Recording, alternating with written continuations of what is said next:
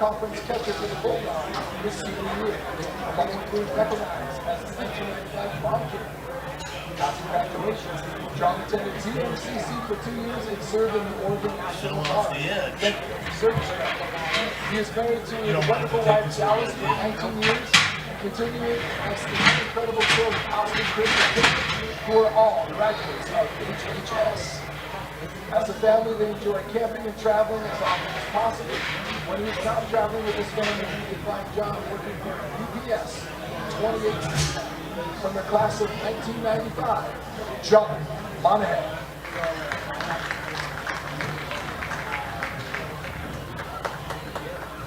Back when he walked the halls of HHS, Casey was a 2-year medal winner in football, basketball, and baseball. He was recognized as an all-conference football and baseball player senior year. Following HHS, he went on to participate in baseball at Blue Mountain Community College. Casey continued to be involved in sports by playing in adult leagues, coaching youth sports, and coaching kids' youth teams. In particular, Casey coached and stayed involved with his Hermiston League for 26 years, and in 2019, he was recognized as their Volunteer of the Year. Casey has been in the construction industry for 36 years now and is currently a member of the Carpenters Union. Casey was also a member of the team that beat the Pendleton Bucks to snap the 63 losing streak in football. He may or may not have taken the team bus for the victory lap inside the Roundup grounds. That is Casey Toller, class of 1985. One more round of applause for your honorary captains for tonight's homecoming game.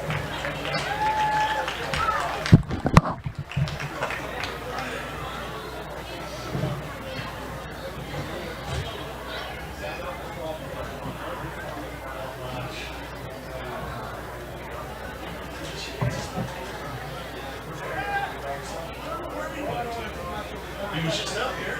He might have stepped out on the back. I have no idea.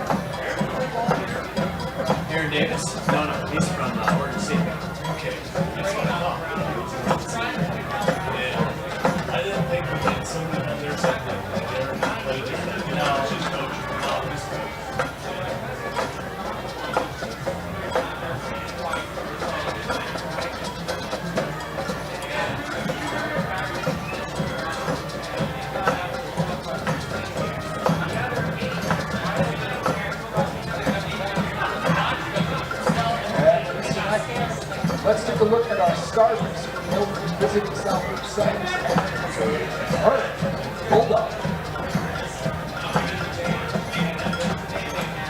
First, the offensive starters for the Southridge Suns. At left tackle, number 55, Paz Barraza.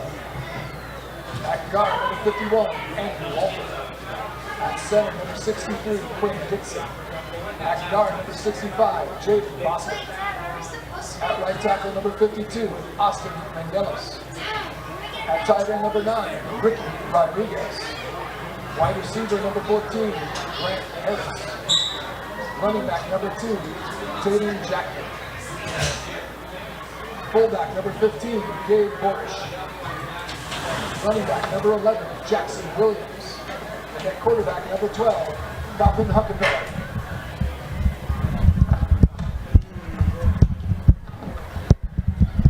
For your Bulldogs defensive starters. A senior defensive end, number 66, Hunter Allen. Defensive end wearing number 8, a junior, Max Shahani. At D tackle wearing number 76, junior, Seth Green. At D tackle wearing number 71, Dominic Echeverria. At middle linebacker, a senior wearing number 45, Paul Schultz. At middle linebacker, a sophomore wearing number 22, Cole McCabe. A senior defensive back wearing number 0, Dale Krebs. A junior defensive back wearing number 7, Tabor Mills. A sophomore defensive back wearing number 5, James Young. A senior defensive back wearing number 1, Nathan Welty. And a sophomore defensive back wearing number 2, Nat Anderson.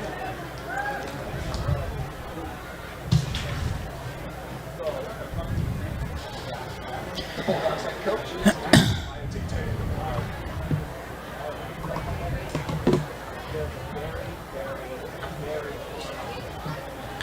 Good evening once again. We hope to find you well as we join you tonight from Bulldog Stadium down on Kennison Field. Hermiston getting set to host the Southridge Suns. It is homecoming night as we've been detailing it throughout the night. I'm Eric Olson alongside Sonny Levy with our studio engineer Kaylani Schaefer bringing you the coverage here on this Friday night in Hermiston.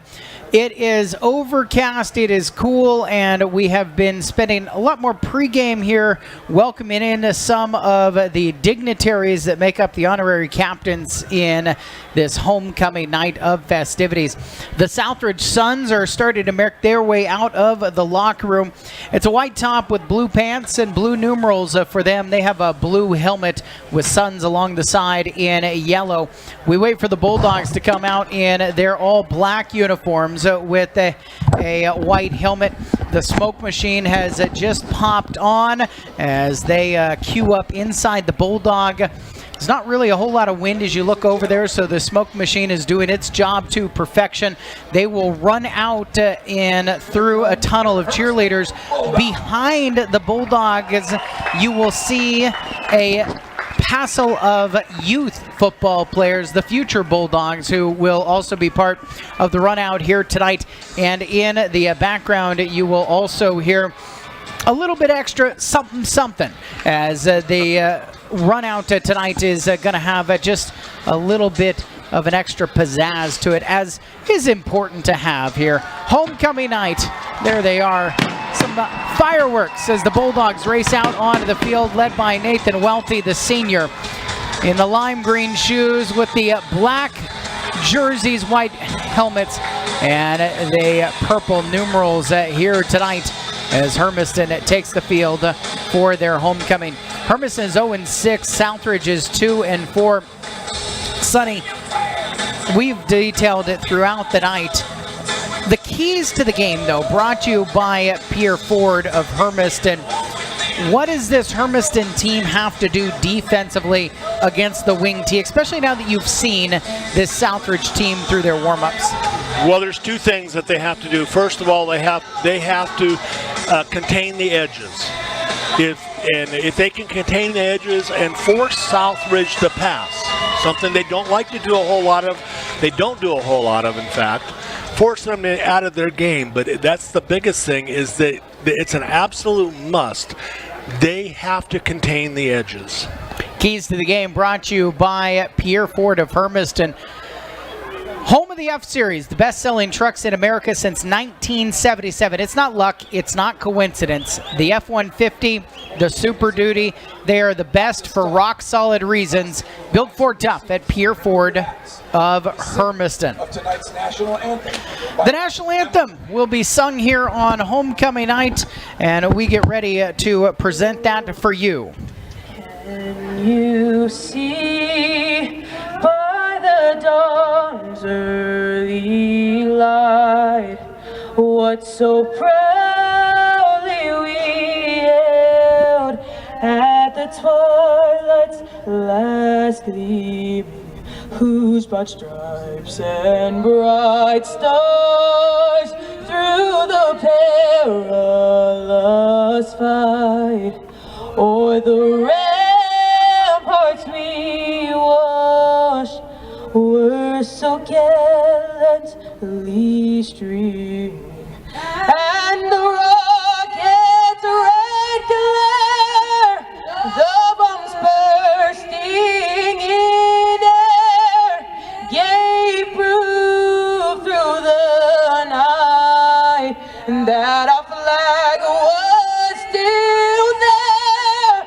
Oh, say does that star-spangled banner yet wave o'er the land of the free and the home of the brave.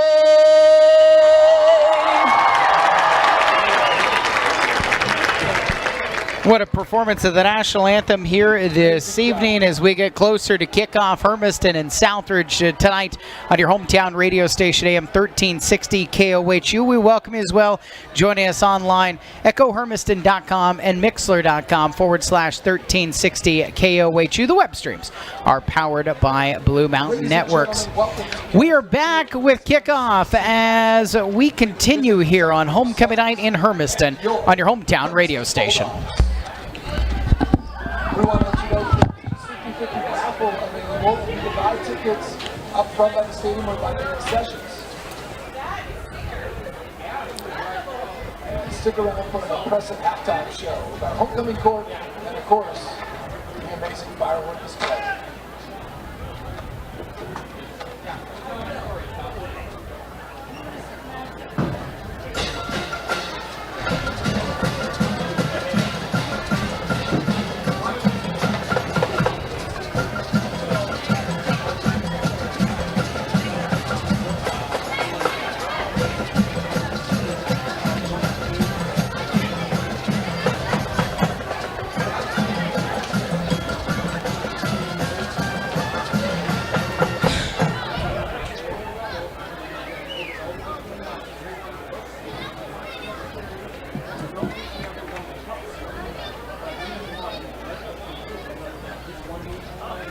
Cloud cover, not a whole lot of breeze to speak of right now. Anything is coming out of the south and the west. That might pick up as we move later on in the evening.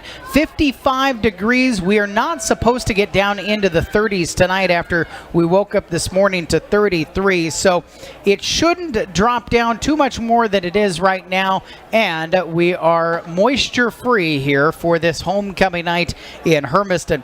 The weather forecast is brought to you by Intermountain West Insulation. Quality gutters prevent water damage to your home's exterior and foundation. Contact Intermountain West Insulation and get your free estimate on quality gutter insulation.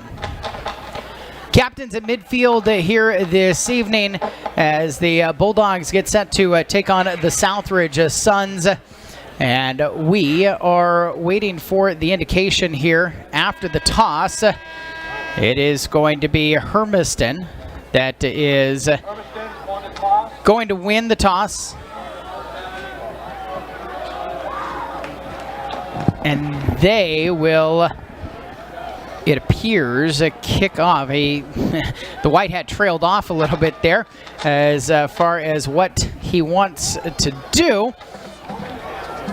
Honorary captains starting to walk off. One of them is the offensive line coach. It's Dylan Caldwell, the class of 2015. Juan Rodriguez, the class of 2005, who was here a couple of weeks ago with Sonny over there with the rest of the class of, you're 74? Yes. You're 74. 74, yep. John Monahan representing the class of 1995. And Casey Tolan. Casey 85. Tolan. The script was a little bit cattywampus there. Plus 2 West Park second graders as part of the class of 2035. Jonathan and Liam Myers.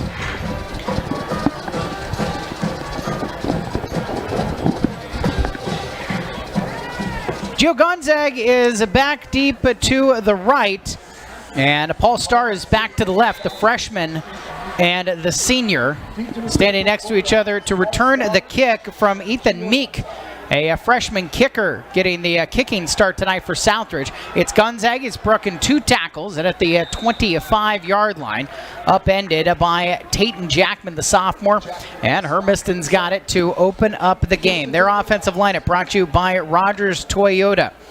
Hunter Allen at left tackle. And there's some changes from that. It's Isaiah Sparks at guard, Seth Reeve at center, Ruben Fernandez on the line as well, along with Keegan Harshberger. Dale Krebs, the senior, in the quarterback position. And Cole McCamey is next to him. McCamey 96 yards this season on the ground. First down to 10 from the 25. Hermiston attacking right to left. Slap the hands together, hand off to McCamey running right side, and he's bottled up. Nowhere to run to for McCamey, with Quentin Ellison, a senior at defensive tackle, on the stop for the Suns. So McCamey in the backfield, and the receivers, Nathan Welty is alone to the left. That's the short side of the field. Allen to the right, along with Young.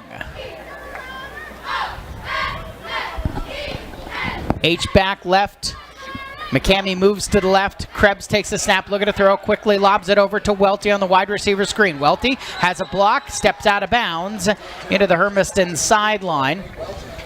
Gain of 6 just across the 30-yard line for Welty. That's his 24th catch of the year. 192 yards now this season for this Hermiston offense. 3 touchdowns this year, 2 of them caught by Ryan Allen, including a 51-yarder last week. 3rd down, 4 to go from the 31. And Krebs will keep it, rolling out to the right. Pumps, pulls it down. Now he's going to try to challenge the tacklers. Cannot get to the sticks. In fact, pushed out of bounds by Jacob Korokov at the 29-yard line. Loss of a yard and a half for Krebs, trying to scramble out to the right, and the Bulldogs will have to punt on this opening series. Ethan Velasquez averaging just over 25 yards per punt. He'll stand at his 15-yard line on this 4th down and about 5. Low snap, Velasquez digs it out, gets it blocked.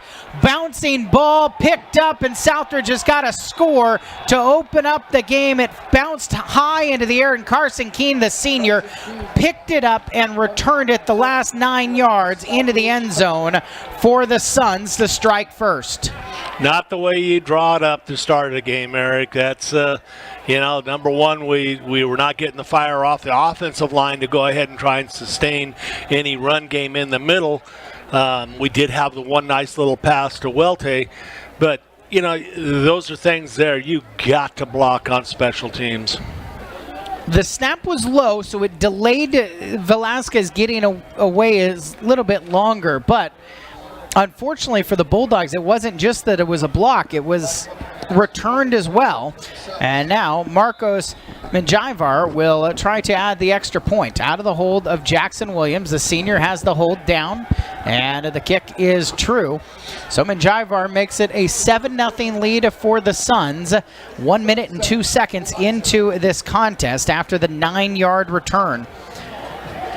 A week ago at Hanford, it was fumble on the kickoff and a touchdown immediately. This is different but similar in that how deflating this can be right off of the bat, Sonny. Absolutely, and where we had a little bit of success to start, the offense, and then bog down and then get the kick block, and unfortunately it goes into the, in a Southridge defender's hands into the end zone. Yeah, the bounce couldn't have been better. Yeah. It actually bounced a couple of times and just right up into his hands. And at that point, Carson Keene's able to finish things off. So, Hermiston, again, David Fontaine talked to us about how deflating that was to start that game a week ago when they really were feeling good about things. Now, can they start to grab some momentum back here on homecoming night? Again, Star to the left. Again, Gonzaga to the right. They'll kick it Gonzaga's way again. The 12-yard line, he'll move middle of the park. Make a man miss with a shimmy move to the right. Break another tackle across the 30-yard line. And Gonzaga up to the 34-yard line. A return at 22 yards for the senior, who's in his third week. His second week of significant play after he started for Hermiston against Lewiston, deciding in week 1 that he wanted to come back out. It just had to get the practices in for his senior season. So the Bulldogs, good starting position, marked at the 35, first down and 10. 3 receiver options to the right for Krebs. Back to his left, it's Hayden Larson who takes a handoff, comes to the left, and then cuts back to the right, falls forward to the 39-yard line. Larson a run of 4 on his opening carry of the night, his 39th of the season for 77 yards. He did not start tonight. He missed the Thursday morning practice, so he was not going to start this evening. He was working until 2 a.m. on AP homework and knew that he was going to have to wait. Toss play, left side run. Allen is shepherded out of bounds, ends up losing a yard or 2. Back near the 37-yard line, trying to go left. Allen tonight is wearing number 13. He has moved through 3 different jerseys this season, and you know, he's not the only one. There have been a number of nights where somebody's wearing something different. 3rd down and 8 to go. Larson will stay in the block. Krebs has time in a good pocket. Pulls it down, running out to the left side. Dumps it towards the sideline, incomplete, off of the hands of Max Shulhanek. The H-back not able to haul it in. It would have been close to a first down. Instead, 4th down and the punt team back out.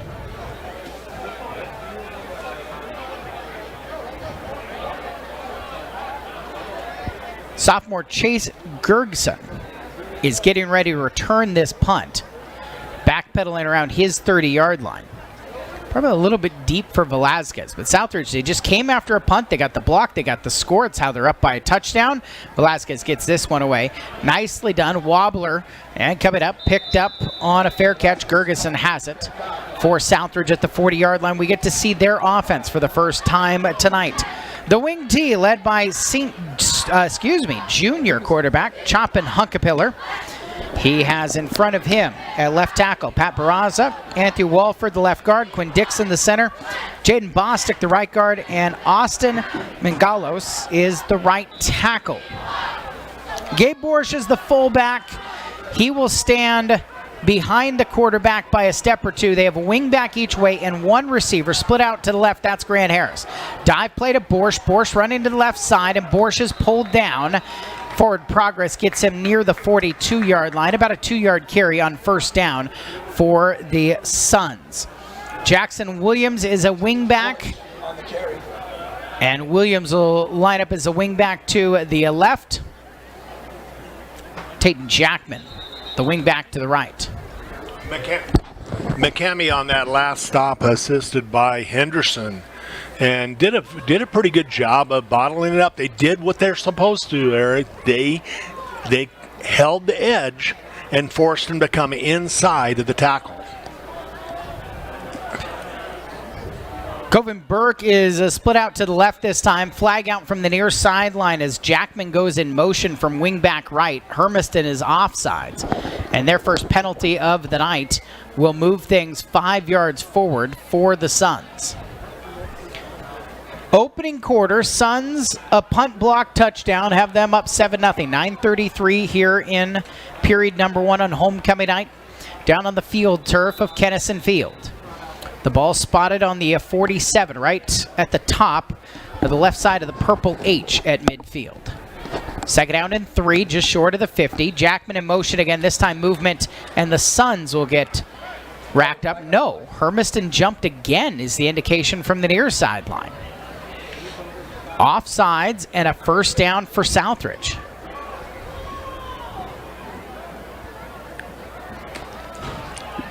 I mean, you could paint it this way. The defense is keyed up to try to get some penetration into the backfield.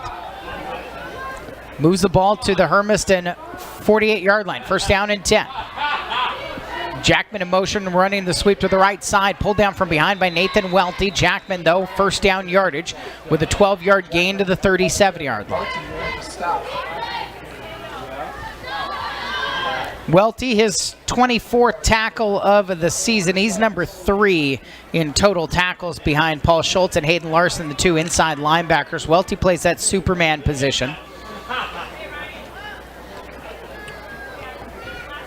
Bulldogs have made a few shifts on the defensive line. They're actually going with 3 down linemen here. It's a 3-5 look on this first down and 10 at the 37.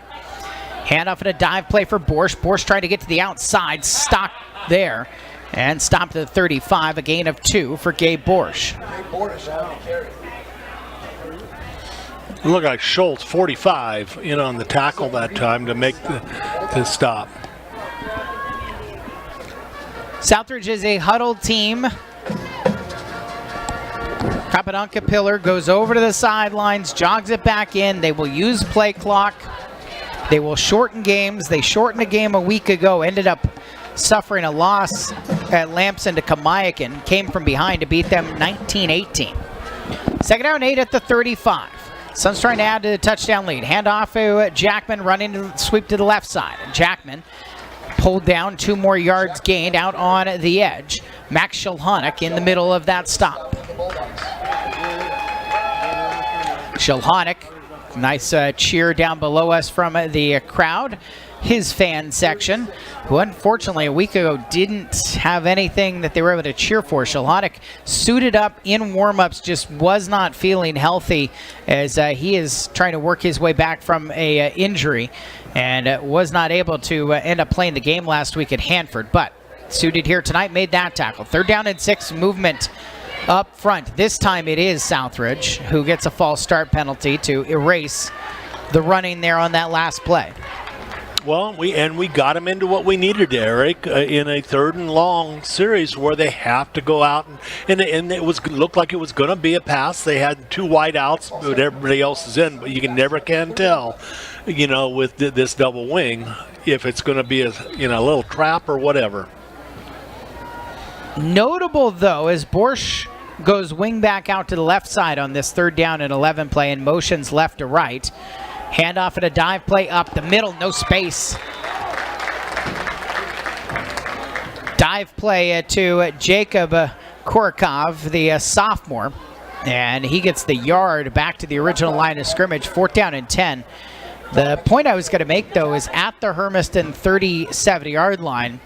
This is probably 4-down territory. The offense is staying on the field for Southridge with 6:45 on the clock in the first quarter.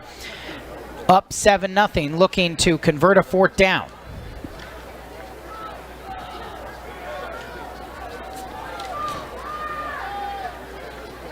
Pillar goes under center. He will throw this time. Quick throw, left side, hoisted up and batted away by Nate Henderson.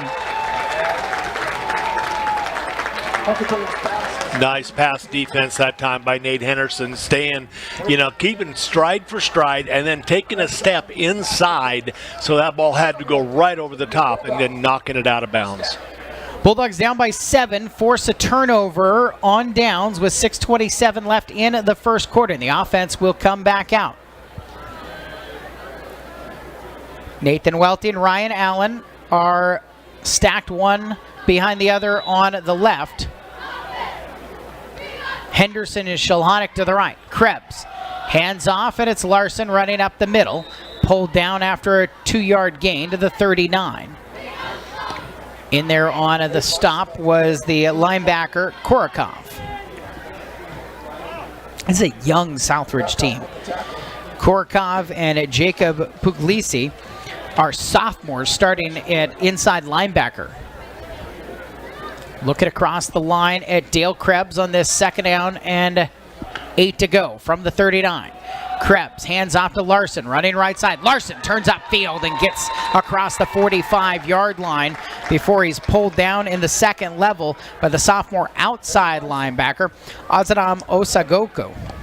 Nice 7-yard pickup that time, and a great plant the foot and cut straight up. 7-yard gain, 3rd down and 1 for the Bulldogs, just short of midfield. 5.5 minutes left in the first quarter. Krebs will slap his hands together. Quarterback keeper running left. Krebs caught from behind. Got back to the line of scrimmage, but good closing speed by Korikov. The sophomore middle linebacker stands 6 feet tall, 189 pounds. Yeah, Eric, they're the same as we are. We need to go inside our tackle. If we go there, that's where our blocking scheme is, and that's where the room was that play. Shalonic and Tabor Mills will move out to the right side on this 4th down and 1. The offense stays on the field. Larson in the backfield with Krebs. Krebs will slap his hand together, take it. Krebs keeper running behind Larson, tripped up, but dives forward to the 49-yard line to move the chains on 1st down. And again, Osegoku was able to get in there and get the legs of Krebs, but 3 yards and move the chains for Dale, who has now 85 yards on the ground, 45 carries this season, most of that the quarterback position. Hand off to Larson, and he's nailed at the 50-yard line. Get a yard on the play, and it's again Korikov who comes untouched into the backfield to make the linebacker tackle. Well, I do like the pace that we're going, Eric. I mean, it's you're trying to make some substitutions, but keep going. 2nd down and 9, trips to the right, quick throw out that way, underthrown to Larson, incomplete. Krebs, 29 of 66 for 173 yards coming into the game at the quarterback position. He has 1 touchdown pass. He was intercepted 7 times. 5 of those at Lewiston against a very active Bengals defense. 3rd down and 9 at the 50. Krebs straight drop, looking to throw. Pressured, pushed out to his right. Krebs will try to take it upfield and is pulled down from behind. Loss of 3 at a quarterback sack. Generous spot at the at the 48. And so 4th and 11, Hermiston will have to send Velasquez back out to punt. 3:45 left in quarter number 1, down by a touchdown.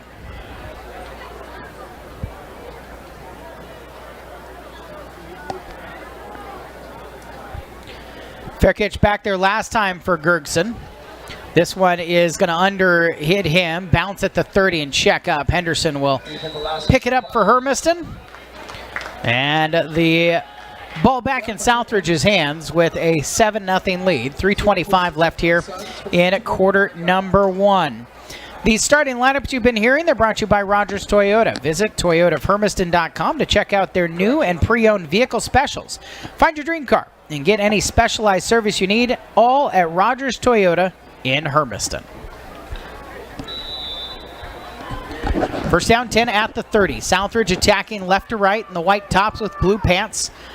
Motion man, it's a dive play. Borsch is pulled down. Dominic Echevarria in the middle. Big senior lineman makes the stop. Nice job that time. You know, Borish didn't even get a chance to get himself going before he got hit with the 1-yard loss. They are not having a lot of success with that fullback dive. Hermiston defending that well. You have to make some adjustments against this wing tee, but a piece of it is just you do your job.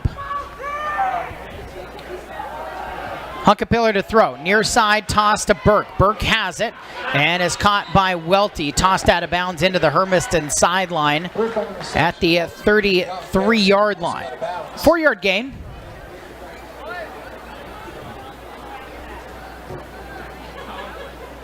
Hunkapiller does not throw the ball a lot. It's only his 20th throw on the season. The wing T team just doesn't do that a lot. Covenberg will line out to the left. Borsch in motion, right to left, hand to him on the sweep play, trying to get out to the left side. Borsch with speed, does get to the edge, following lead blockers to a 1st down as he goes out into his bench. Mark him to the 43-yard line. And Henderson on the hit again out there. Is that a 9-yard pickup, 10-yard pickup?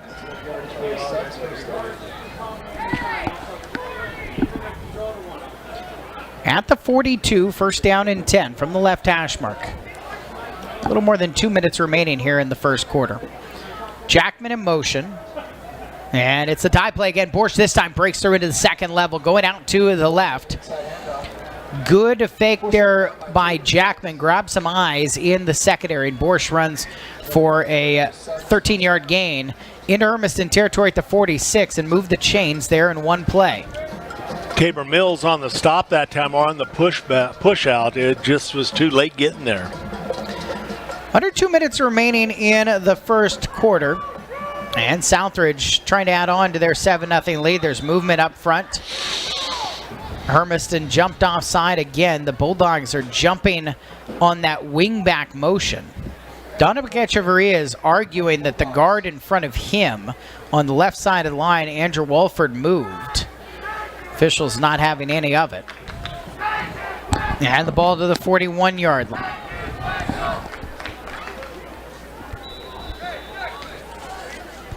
First and 5. Grant Harris is the split end to the left. Borsch at the fullback. Handoff coming to the right side. Jackman. And across the 34-yard line. Jackman runs for 6. Make it 7 and a chain move again.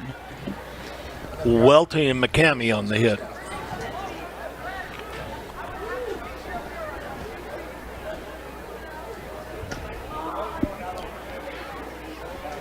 David Tate on the sideline, the head coach for 10 years now here in Hermiston, 17 years with the program. Played defensive lineman at the University of Oregon. Coach it up, Cash Edwards, the sophomore, as he comes over. Hand to Borsch, fullback moving out to the left side on the Buck sweep. Ball out, loose. Hermiston says maybe they pulled it away, and they did. Nate Henderson at the bottom of the pile has the ball. Hermiston takes it over on a Southridge fumble. Yeah, 4-yard pickup that time. Then Henderson, I couldn't see who pulled it out, but Henderson came in with the fumble recovery. First turnover for Southridge. They have a 7-0 lead with 1:21 left in the first quarter on a punt block return for a touchdown. Tabor Mills wide to the right side. Allen inside of Welty left. Move Shalonik left to right, play action, quick throw over to the right side for Mills. Mills has the catch. Mills grabbed up by the top of his shoulder pads and swung out of bounds. The wide receiver screen goes for about 3. Tabor Mills. Burke on the stop with the Suns. Coven Burke in on that tackle.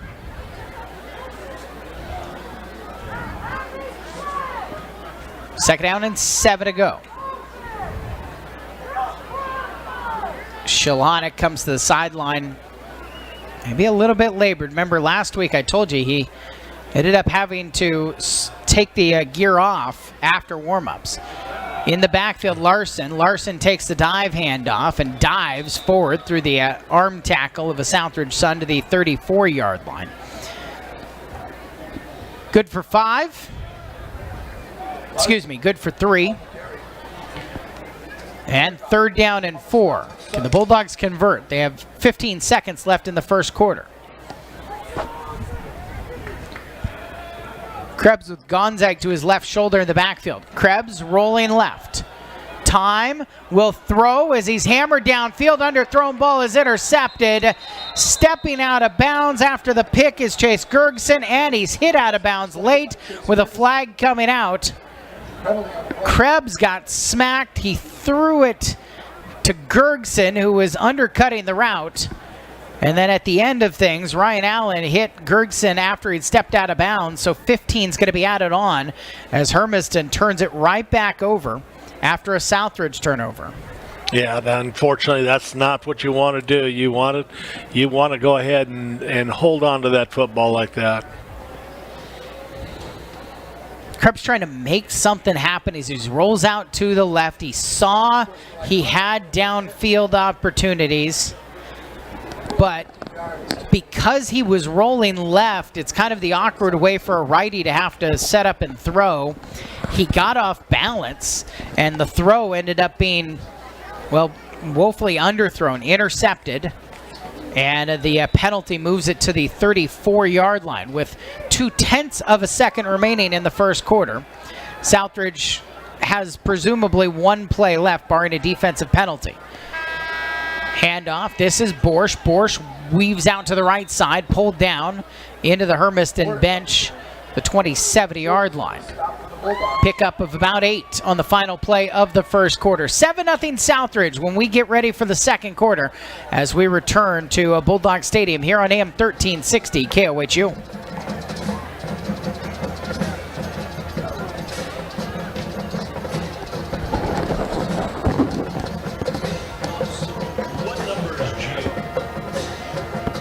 He's 24. He's 24.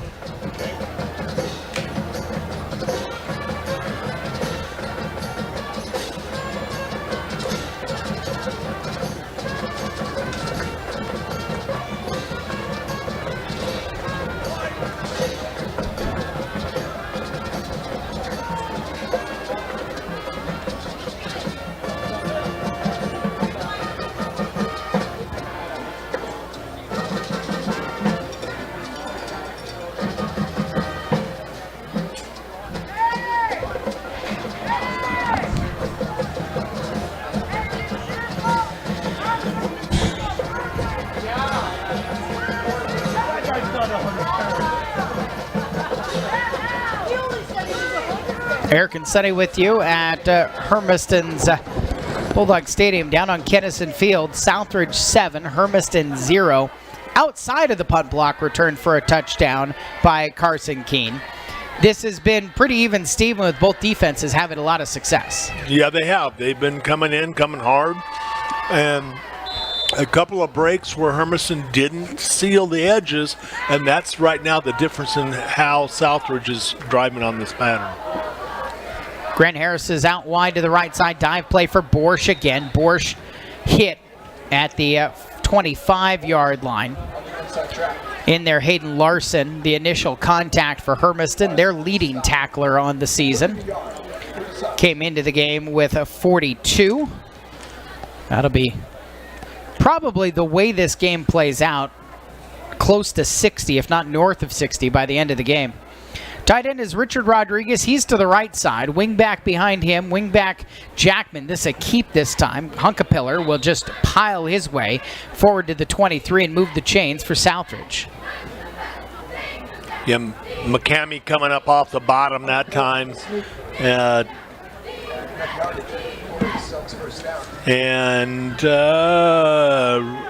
Seth Reeve on the help.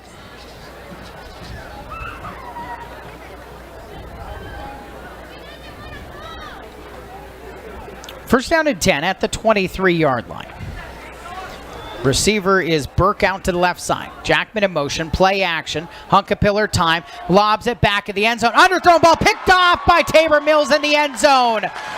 Tabor Mills sat on the play and picked the ball of Hunkapiller off to force a second consecutive Southridge turnover. Nice job that time by Tabor Mills coming in and making that play. Second interception of the season for Mills, who's moved into that free safety position, in part because of injuries.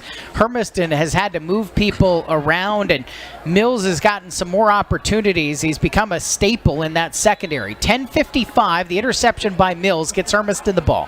They're down 7-0 here in the quarter, and Hermiston's got to use a timeout. Did not have all their linemen on the field, and Hunter Allen was laid out there. 7-0 Southridge. It's Bulldog football here on your hometown radio station. It's brought to you in part by Columbia Orthodontics. Come smile with Columbia Orthodontics in Hermiston. Take a ride on the Brace Bus with Dr. West and consider braces options for the whole family. Come smile with Columbia Orthodontics. They bring you to the scoreboard earlier today, a 1 p.m. kickoff. That would be, 1 a.m. would be aggressive. 1 p.m. kickoff. Echo, a 45-0 win at Spray Mitchell Wheeler in 6-man football. Umatilla did have to forfeit their trip to Vail. Lack of players, injuries, and eligibility both playing a role. LeGrand last night, winners 27-14, hosting Burns in a cross-classification matchup. First down and 10 for Hermiston, attacking left to right from the 20-yard line after the Mills interception. Low snap picked up by the quarterback Krebs, and a handoff not going anywhere. In fact, a yard lost on the play, trying to get Hayden Larson going.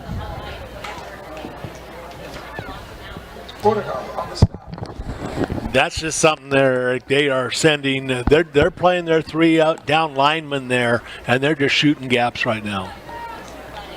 Second down and 11. There's a bunch of 3 receivers to the left for Krebs. He'll motion Allen right to left, so 2 each way now. High snap, pulled down by Krebs. Looking to set up a screen, dumps it to Larson. Larson hit, breaks the first tackle.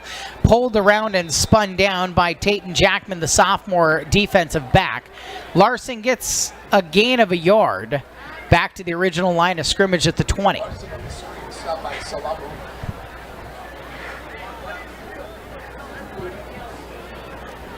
Kind of a murmur right now across the crowd here at Bulldog Stadium.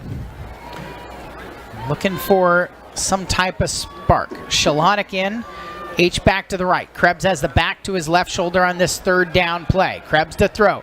Deep ball left side. Jump ball for Welty. Tipped away from him by Zacharias Asalabu. Pass incomplete intended. Quickly Welty. Zacharias Asalabu there on the pass defense.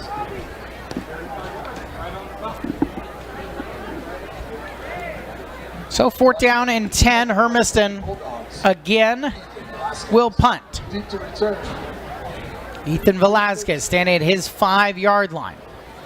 Suns gonna come after it. They've already got one plum block tonight. Will not get this one as a hammered ball by Velasquez. Driving the returner Gergson back to his side of the 50. Gergson, though, gets a return of about 10 and steps out of bounds into his sideline at the 45-yard line.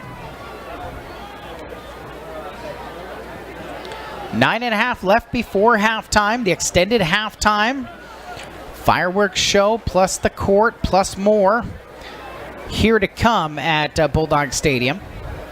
Southridge a 7-0 lead. They've moved the ball. They just haven't been able to finish a drive. Turnovers the last 2 times. Jackman in motion, takes a sweep play, running out to the left side. Pulled down as he comes to the edge by Shilhonic. Jackman on the carry.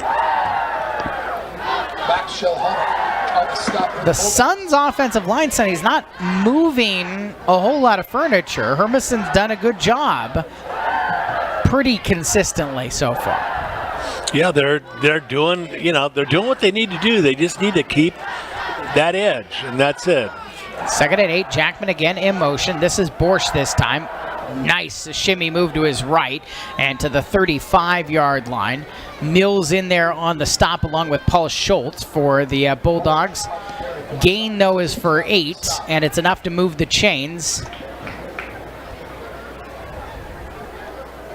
Under 9 minutes remaining before halftime.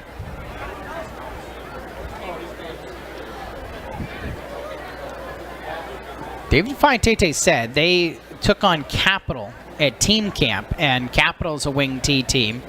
Busted a first giant play, but then a lot of these guys were familiar, remembered playing this Southridge program. Hand off to Borsch, running right side on 1st down and 10. Borsch gets some space. Ball popped out by Welty. Scramble for it around the 25, and Hermiston's got it again. Welty got it himself. He ripped the ball out of Borsch's hands, forces a second fumble, and he got back on the ball for the Bulldogs. The recovery for the Bulldogs.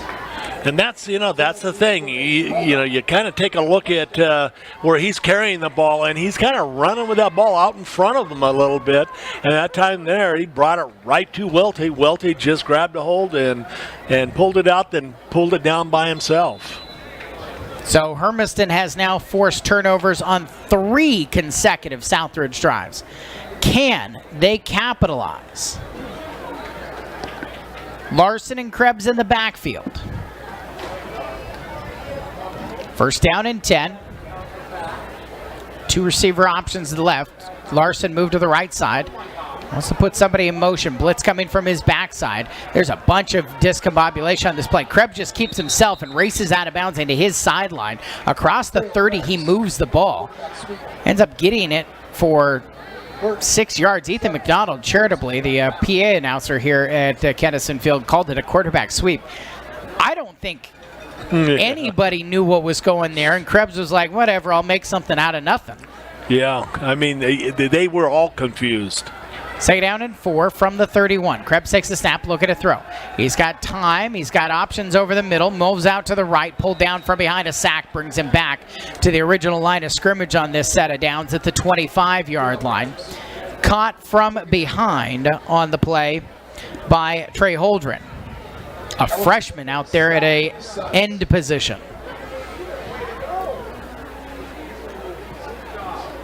.750 on the clock here in quarter number 2. Bulldogs down by a touchdown. Third down and 10. Receivers to the left. Krebs takes the snap looking that way. Pumps, throws over the middle. High ball incomplete through Ryan Allen's hands. That was not an easy ball for Allen to haul in. It was very tall for him. And incompletion will bring the punt team again. Yeah, and he was having to come back to the ball quite a bit also, Eric. Had the ball been thrown up early, Allen had him deep.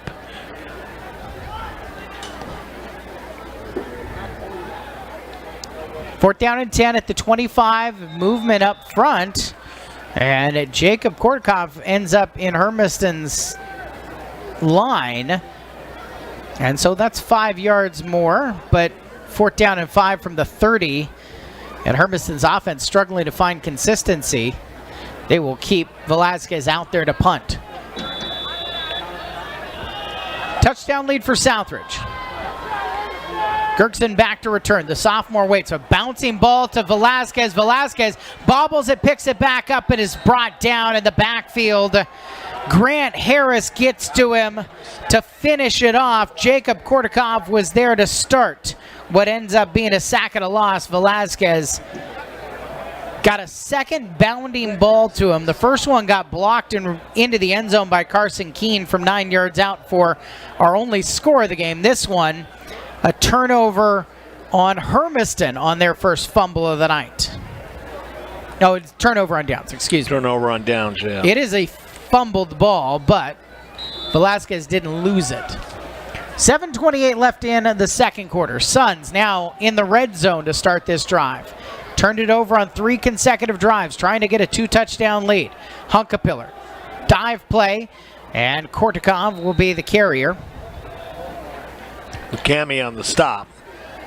Kortikov to the 12. 8-yard gain on that play from the fullback position. Second and 2 for the Suns.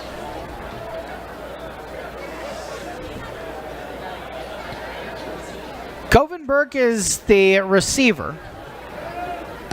The terminology in a wing tee is he's the split end out to the right side. For Hunkapiller under center. And a handoff to Jackman, sweep to the right. Jackman gets the first down yarder, still churning his feet, just short of the 5-yard line. Pulled down, they will say forward progress stopped at the 5. Jackman got himself to about the 3 before he was actually tackled. But Henderson in there to help out on the stop for Hermiston. First down and goal for Southridge. Yeah, Henderson and James Young in on the play. And that was Jackman? Yeah. Okay. Sorry about that.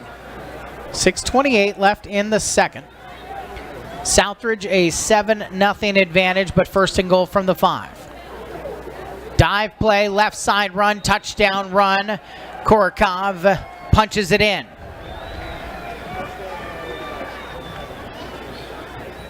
Suns touchdown. Hermiston has had these chances, forcing 2 fumbles and an interception, but the offense has not been able to churn, and Southridge now makes it a 2-score lead.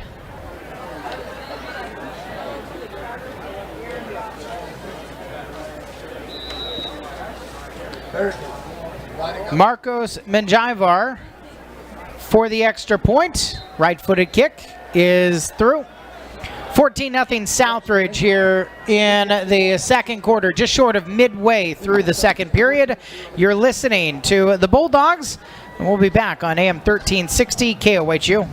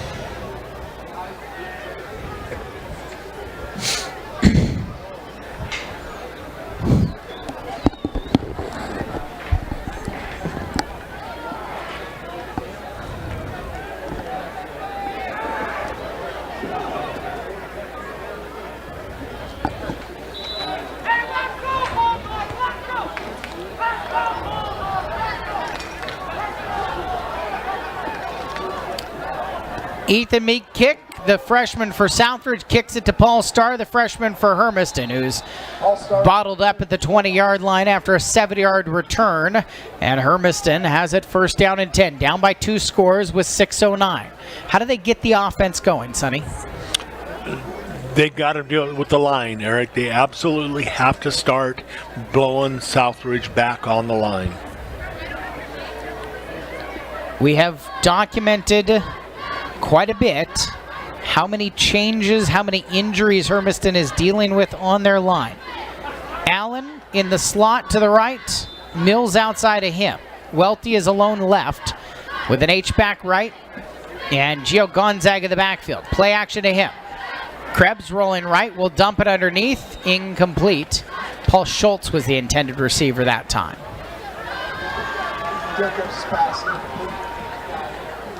And Krebs has completed just 4 balls tonight on 9 tries.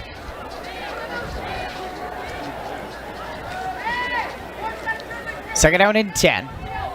2 receivers each way, with Gonzaga to the right shoulder of Krebs. Out of the backfield he goes, and a jump. The freshman tackle for the Southridge Suns, Trey Holdren, moves into the backfield and gives Hermiston 5 yards. Still second down.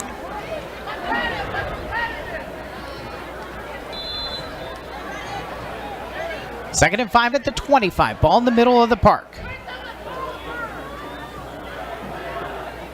Schultz out to the right. Now he'll move in at that H-back right.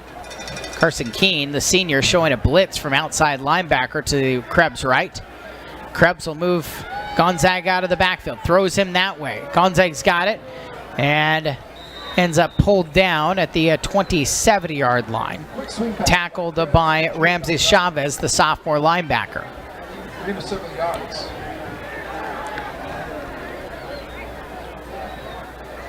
Just not quite quick enough on that.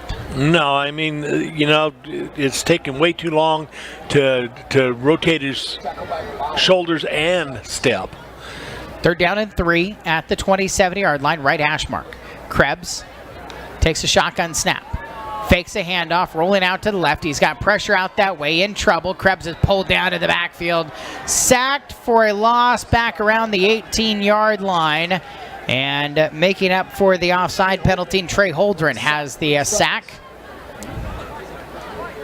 Yeah, lost 7 on the play, and that time there, I don't know if Krebs turned the wrong way, but it looked like it was supposed to be a play action, but there was nobody there to give the fake to. Back at the 18, Velasquez the punt again. Another low snap. He does get this one away on the run. Gergerson has it. Gergerson a penalty out, as he's knocked down by Wicks.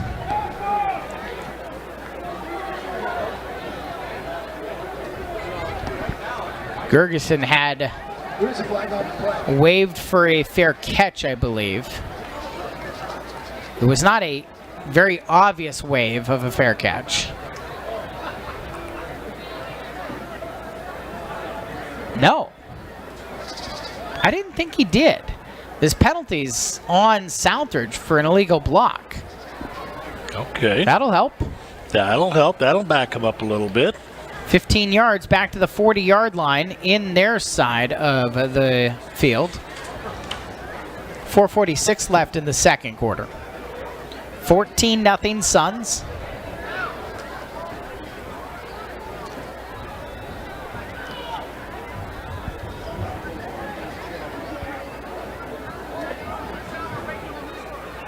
No. The officials say, wait, that was a 10-yard penalty, not a 15. So they marched it 5 yards back for it. 45-yard line's where we have it. First down and 10 for Southridge, attacking right to left. Borsch is wing back to the right on this play. Chavez is and it's another ball out. Southridge recovers this one. Hunkepeller falls on it. Yeah, Hunkepeller hit Borsch on the hind end that time. That was his own fumble. 3-yard loss. Under 4.5 minutes remaining. The clock spinning here in quarter number 2. Third time Southridge has put the ball on the turf. They keep that one.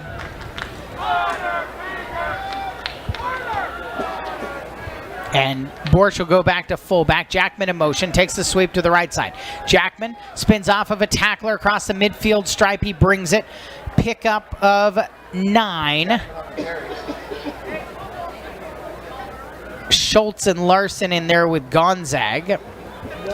All meeting the ball, but those guys are all secondary guys, so just too far down the field.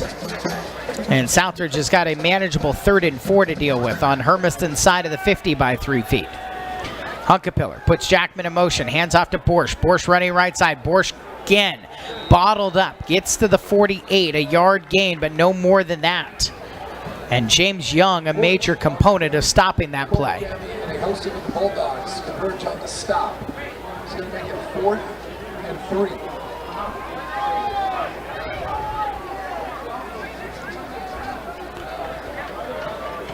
Three minutes, 15 seconds left before halftime. Hermiston down 14-0. Ramsey Chavez wing back to the right. Jackman left, he's in motion. Takes it, double handoff. Chavez coming back to left side. And he's got space down the near sideline to 30, 25, 20, 15, 10. Tripped up a saving tackle. Diving at his legs. James Young keeps Chavez from the end zone, stopping him just inside the 8. There is a flag out on the play. Back, it's downfield, but it is back around the 35-yard line.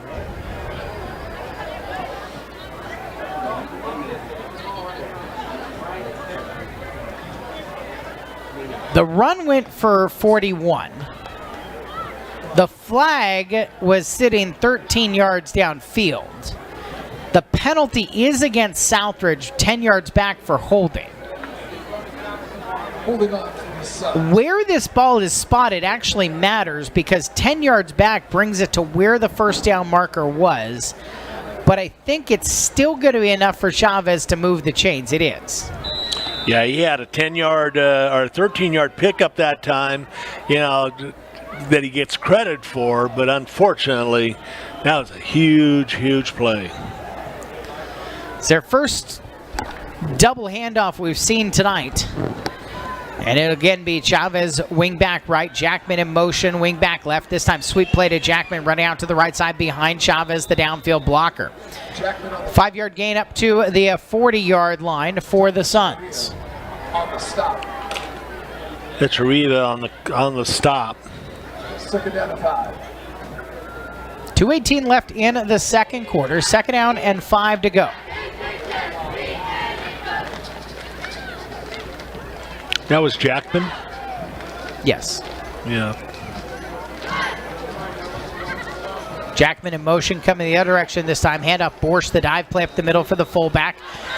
3 yards forward as Larson pulls him down at the 36-yard line. Stop for the Bulldogs. And Hermiston wants a Third timeout short. before third down and short for Southridge. Minute 58 left in the second quarter. Hermiston trailing 14-0 when we return here on AM 1360 KOHU. The Suns take the timeout.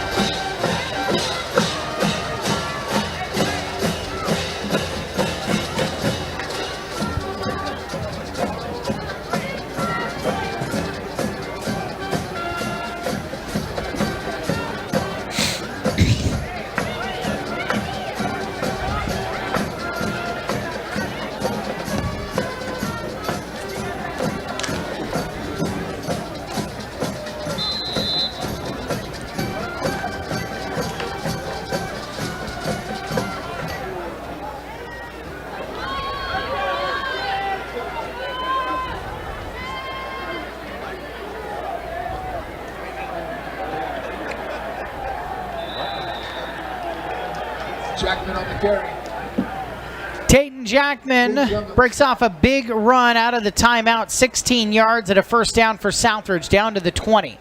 Clock moving, 1:45 left before halftime. Southridge would love to add on to their 14-0 lead.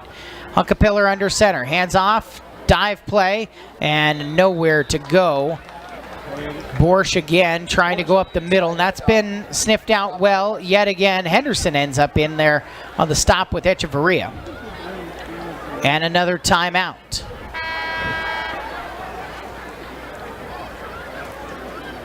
So the Suns, all the running success is actually outside of the tackles for them tonight. Yeah, the reason being is that to begin with, we did seal the edge. Now we're allowing them to get outside the tackles, and that puts us in a chase mode. I guess my point, we're doing a very good job inside the We tackles. are doing a very good job inside, but we're getting too far inside on our edges. And we're allowing them to pin us on the outside to allow them to go ahead and go outside the tackles. That's where we got to be able to go ahead. We've got to keep that pinned inside so they can't bounce it to where there's space.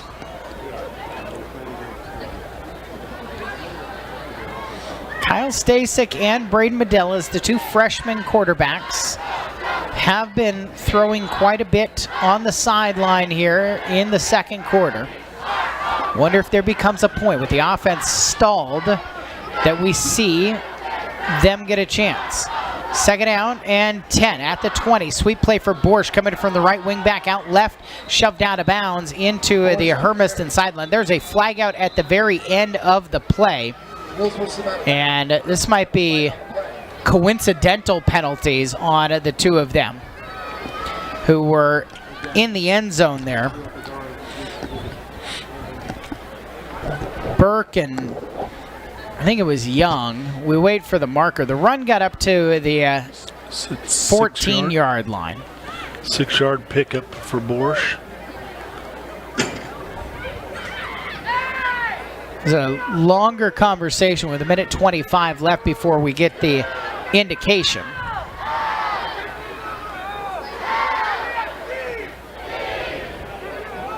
Holding. Hold on. There's more. Holding and a personal foul. Offsetting. Are there two penalties against Hermiston?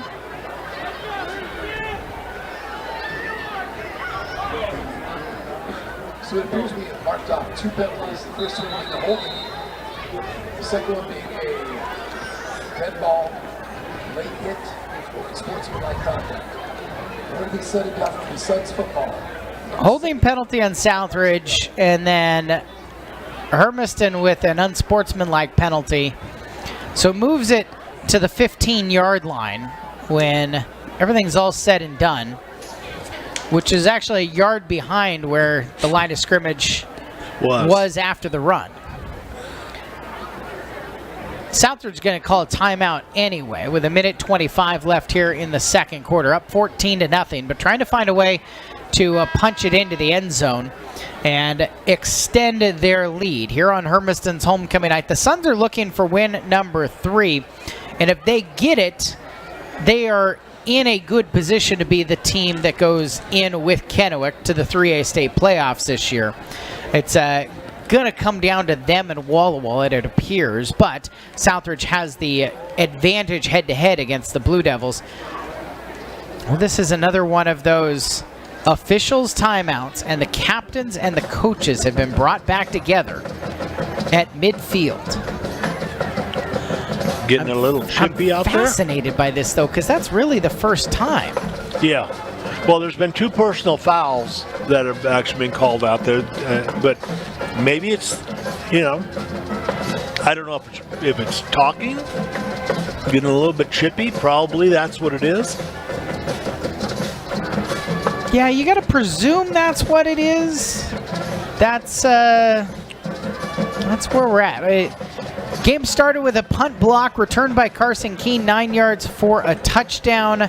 Hermiston has forced 3 turnovers tonight. One of them, Tabor Mills, with an interception in at the end zone to keep Southridge out at that time. It was the Next Chapter Bookstore read of the game. And you should be finding yourself a trip over to the Next Chapter Bookstore. Enjoy a delicious drink along with fresh locally baked French pastries and relax with your new favorite book. The Literary Cafe in Hermiston at the Next Chapter Bookstore. 15-yard line, 2nd down and 5 for Southridge. After both teams get a talking to. Minute 25 left before halftime. Huckapiller goes under center. Hands off.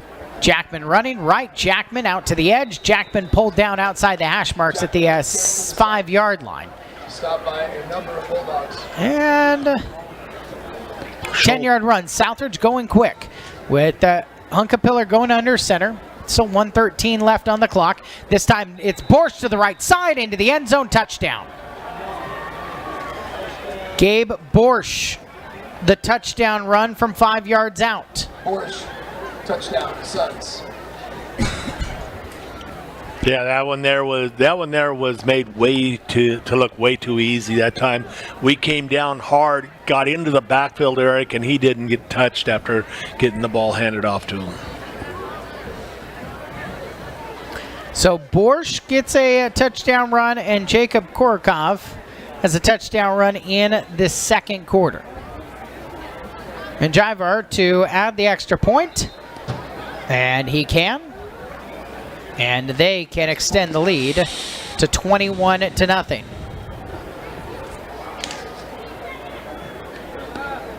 This a case of you can get a bunch of stops, but at some point the defense just been on the field for a long time?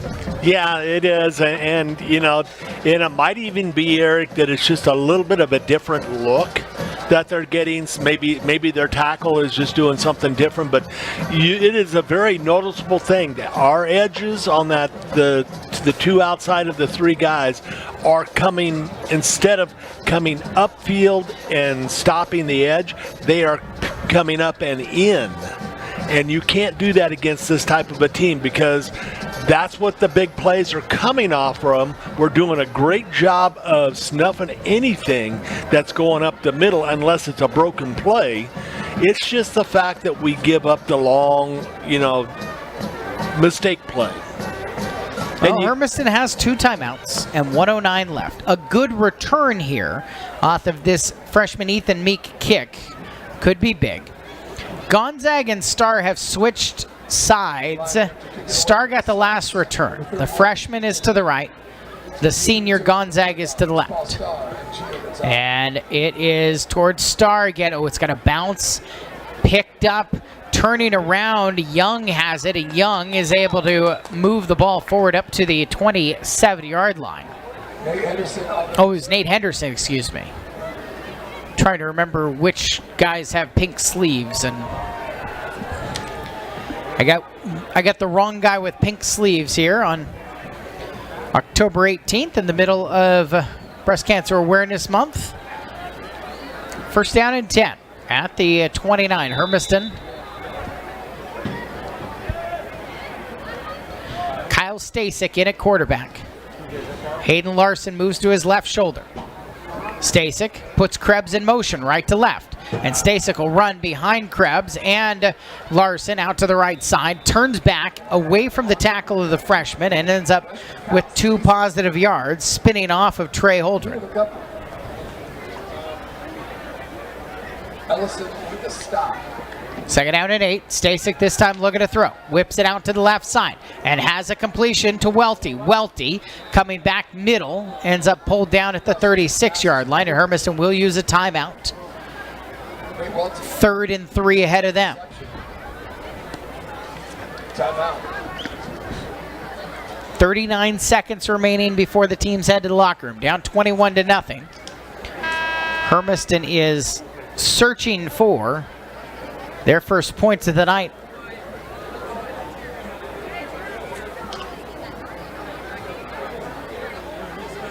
What kind of look does Stasek give Hermiston? It gives him a little bit, I don't know if he's quicker, but he's got a little bit more, a quarterback arm.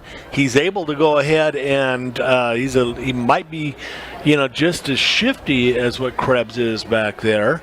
But it's not a bad job bringing Krebs back there and bringing him into the running game. But it does allow him to go ahead, and he might be a little bit taller than Krebs. So it might be able to see over the middle a little better. 3rd down, 3 to go from the 36-yard line. 36 seconds left before halftime. Stasek whips a ball downfield, incomplete. Way too far for Welty. Didn't put any air under that one. No, that one there was that was showing a good arm that time, but you can't do that. 4th and 3 with 34 seconds remaining. And Hermiston will send Velasquez out. Down 21-0.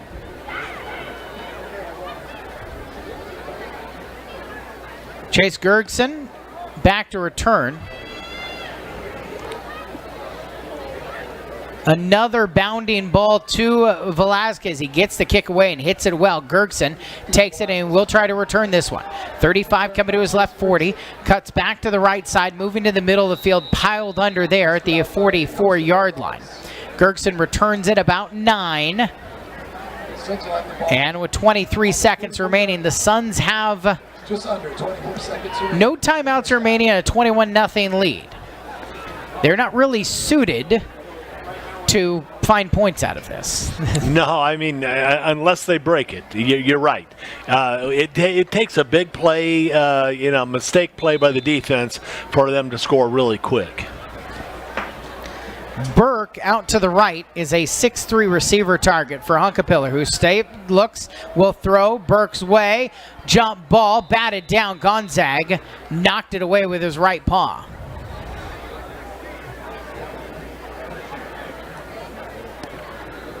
Second down and 10. Hunkapiller's pass was One of the things you can notice is Coppin Hunkapiller doesn't throw it a ton, and when he does, he's going to pick out his guy for you pretty early. You should know which way it's going. Yeah, he stares them down right away. And that time there, we actually had 2 defenders out there.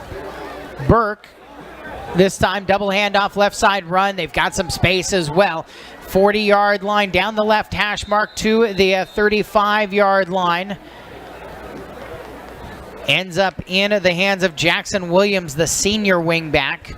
First down yardage gets to 9 seconds left. Southridge did have one. Oh, the scoreboard said they didn't have any left. They did have one left, so they can stop the ball. And what that did was it to the 36. Now there is a chance Hunkapiller can get this into the end zone on like a Hail Mary look. Yeah. How many yards was that, Eric? 14? 13. No, it was more than that because the punt return was to the 44. So 19? 19, yeah. 20? It's 20. It's at the 36. It's 20 yards. All right. Southridge, 1 or 2 shots to try to end the half with a score and make it a 4-score lead. They will bring both guys in as targets. Grant Harris, the 6'4" split end right, and Burke is in there as well, right. Play action, throw back over to the left side. Burke has it, steps out of bounds. Stop the clock with 4.5 seconds left out at the 23-yard line. Burke on the reception. 13-yard gain. Out of bounds at the 23-yard line. It's going to be 1st and 10 for the Subs. Just under 5 seconds remaining. This is not close enough with 4.5 seconds left to try a field goal attempt for Southridge. Neither Javar nor the freshman Meek are in their range yet. So Harris right, Burke is right as well to wing back in motion. And Hunkapiller throws it away as he's brought down. It actually leaves a half a second on the clock. Hermiston got Schultz straight down Broadway. But the Bulldogs have a problem. Dominic Echeverria hurt on that play. He is trying to stay out there, but he is hobbling over to the sideline. So they call that incomplete or a sack? They haven't done anything yet, sir. We're waiting for some type of indication. I think they're going to call that incomplete. Wow. Call me wrong, with a half second remaining, they will give Ethan Meek, the freshman right-footed kicker from the left hash mark, a chance at a 40-yard kick out of Jackson Williams' hold. The senior waits. Up to attempt a 40-yard field goal. Good snap, good hold, kick is up, chipped right, and will fall short and wide to bring us to halftime. Stick around at halftime. Gave him a chance, just a little bit too much to bite off there. 21-0 is the score line. And homecoming halftime is coming up here at Hermiston High School as the Bulldogs force 3 turnovers, not able to turn any of that into points here in this first half of action. We're going to talk a little slow pitch softball when we come back. Halftime is presented by, actually, excuse me, disregard that, and back in the studio. We're going to take a break. We'll come back and we'll talk a little bit first, and then we will talk to Aubrey Moses, the head coach of the Hermiston slow pitch team, a little bit later in our halftime program, brought to you by Devitt Oil Circle K. So back to us after this. It's break 11 back in the studio, and then to us here on KOHU.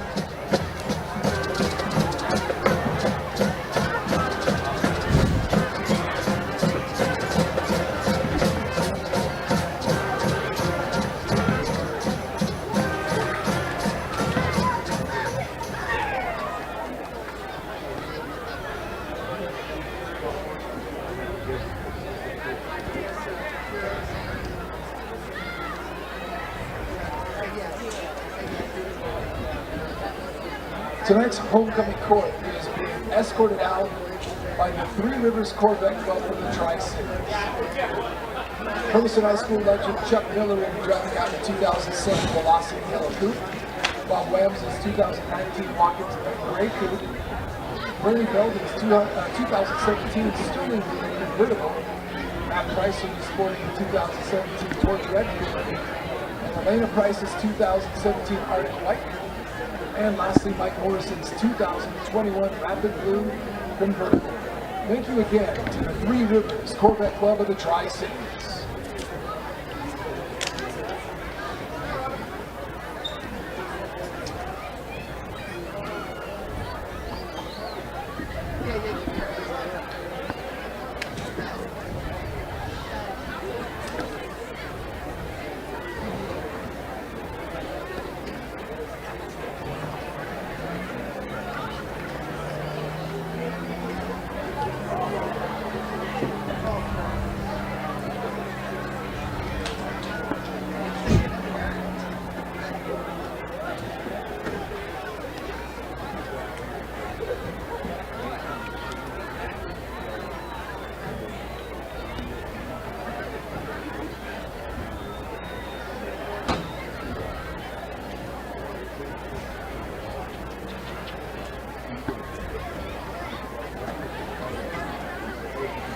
Halftime presented by Devon Oil Circle K here on your hometown radio station.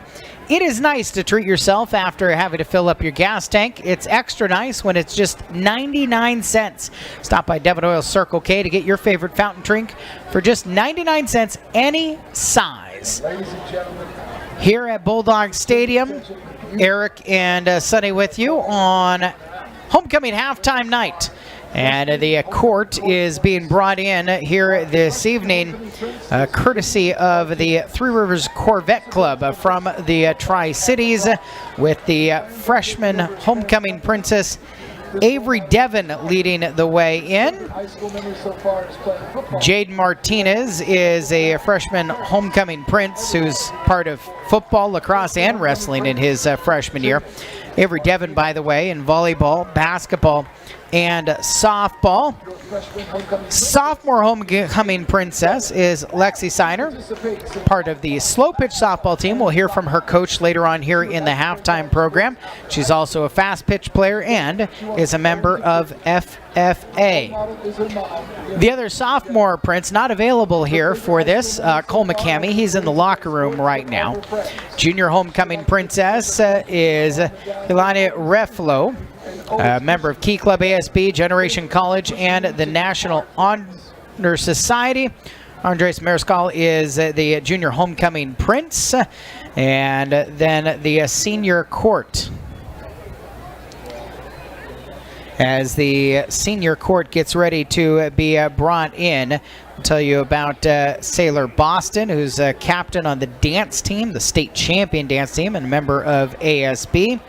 Maddie Stackhouse, who is also a captain of the dance team, member of National Honor Society and FBLA.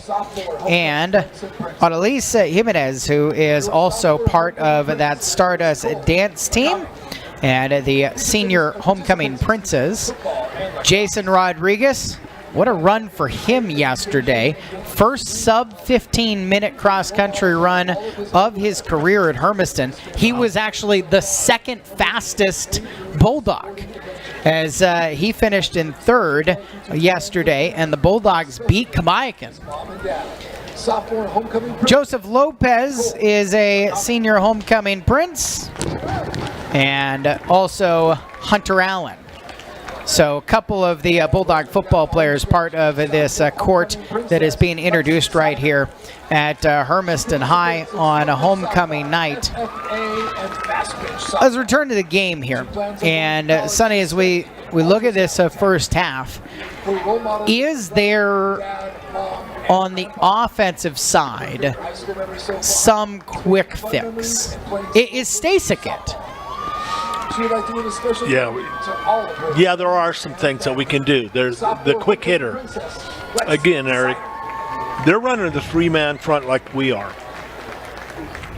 What they're doing is they've got a lot of speed on the outside. They're able to go ahead and even if we do get the edge on them, they're able to chase us down. So bust the ball up the middle. It's just a straight dive. Don't do anything that's going to take up half a football field to develop a run. Hit a straight dive right up the middle, right off either the center or the guard. Inside there somewhere. Make that nose tackle have to do his job better than he's done all year long, and that's what you got to do. I mean, you can go ahead and put a nose tackle one-on-one on a center and just occupy him. That puts our guards and tackles 2-on-1 inside. Trap them. You should have a hole there. Their linebackers are flying. They're not coming up through the middle that much. They are, occasionally they are, but they're not. That's not where we're getting hurt. We're getting hurt by trying to stretch it out and trying to outrun Southridge right now. And we can't do that. Parents for being a role model and getting in the best of How much, though, and I kind of keep junior going, homecoming prince. Andreas. how much do we have to kind of just recognize? This is the most injured one unit has been, I think, in the entire time I've ever been here. Junior And presumably, what I know about those 2 years before I got here, when you were doing this with D, like, we've never seen a unit like the offensive line as injured as this unit is. We have 4 starters who are out. Right, and that's all the more important to simplify things the way we do this.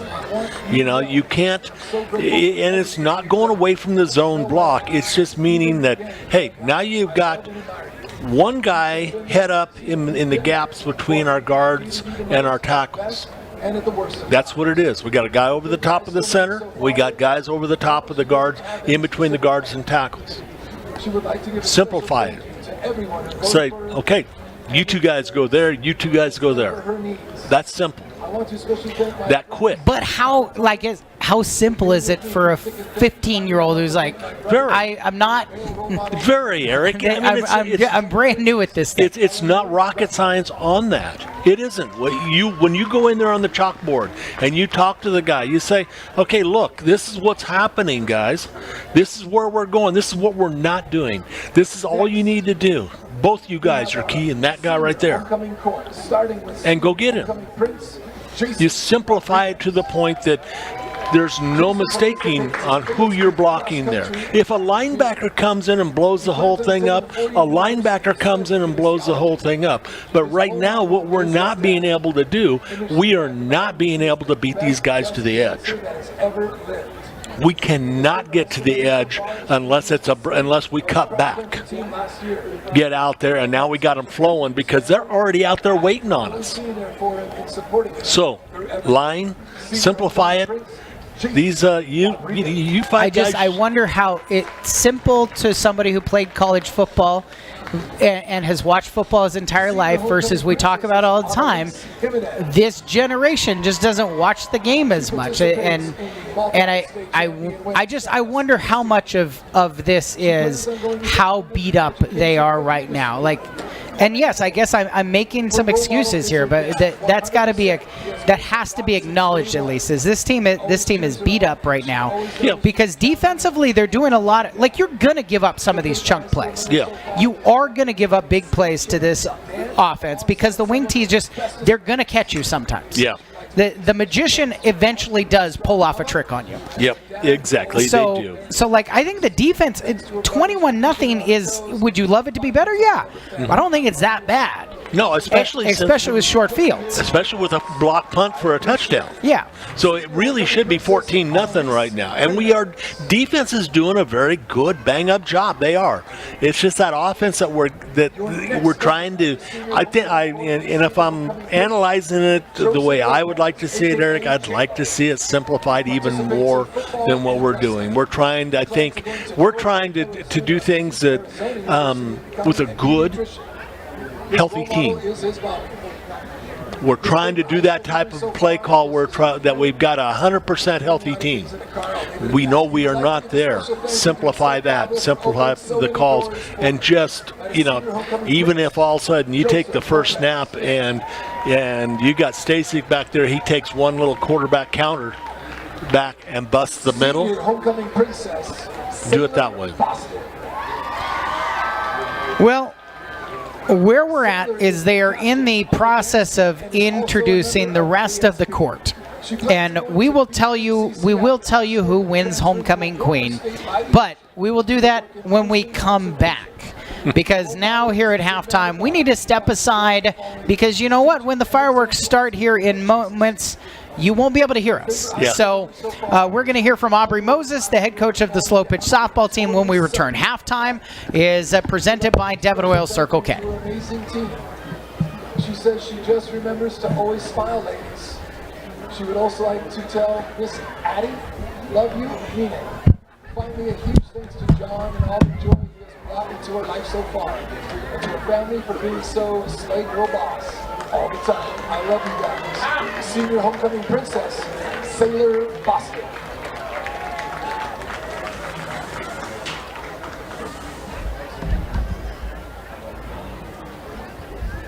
And for our final members of the senior homecoming court, Prince Hunter Allen.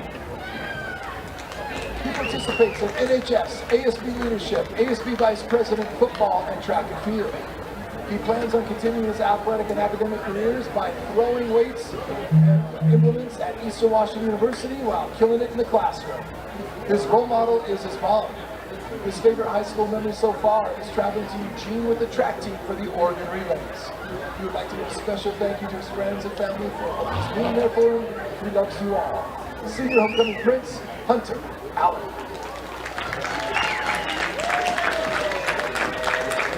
And senior homecoming princess, Maddie Stackhouse. Maddie is a captain of the Stardust Dance Team and member of the National Honor Society and FBLA. She plans on becoming a kindergarten teacher as well as a future dance coach. Her role models are her mom Vanessa and her dad Bo and her coach Ashley Seibel. Her favorite high school memory so far has been dancing with some of her best friends and anchoring on the announcements in Miss Snyder's class. She would like to give a special thank you to her mom and dad for all the work you put into her beautiful life, her team for putting up with her yelling, and for her little sissy, Marley May. That's senior homecoming princess, Maddie Stackhouse.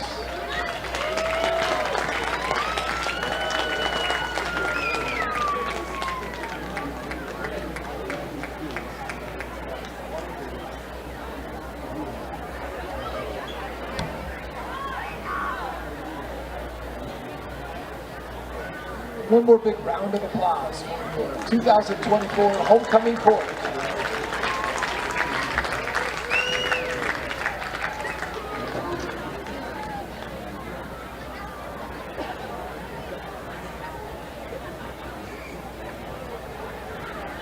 Now, as we wait for the Stackhouse to be escorted out of her car, notice that the three senior prince and princesses have some black boxes in front of them. One will reveal who the homecoming king and queen will be.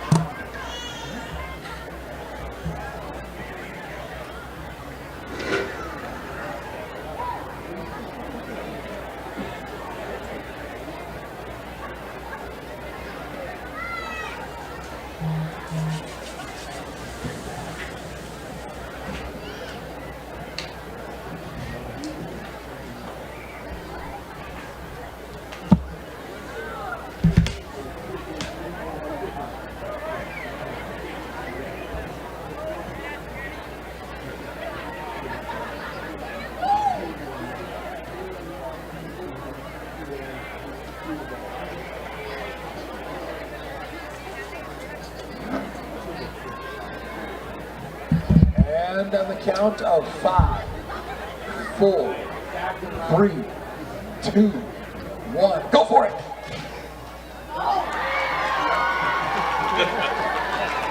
And it appears your homecoming king and queen are Maddie Stackhouse and Hunter Allen.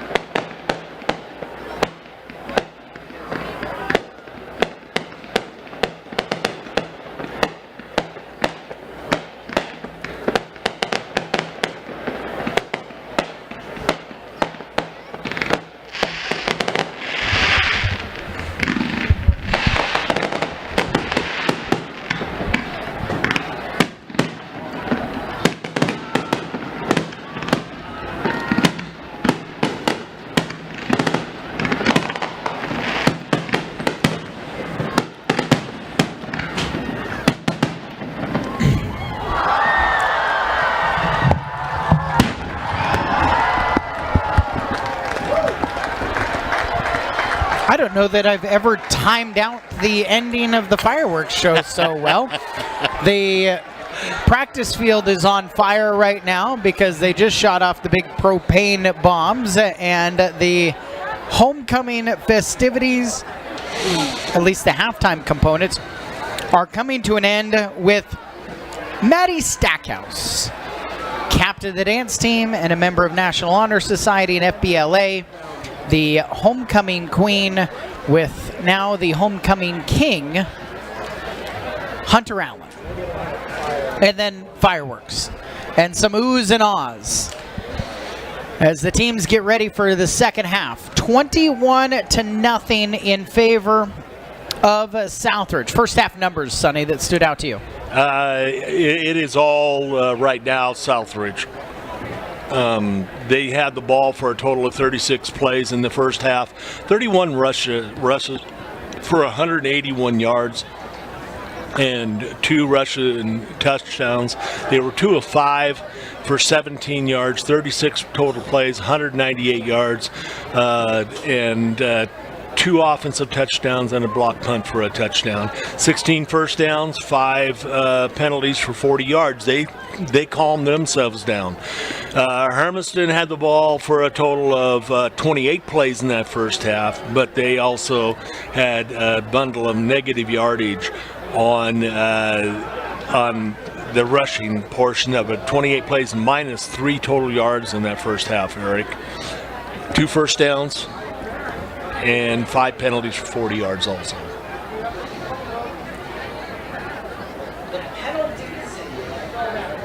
The penalties have also been kind of at weird times and inopportune times.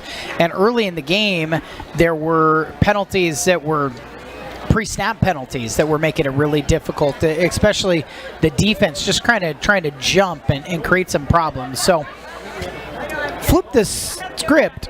If you're Southridge, what kind of changes do you expect to see from them as they try to pull away and put a finishing touch on this one?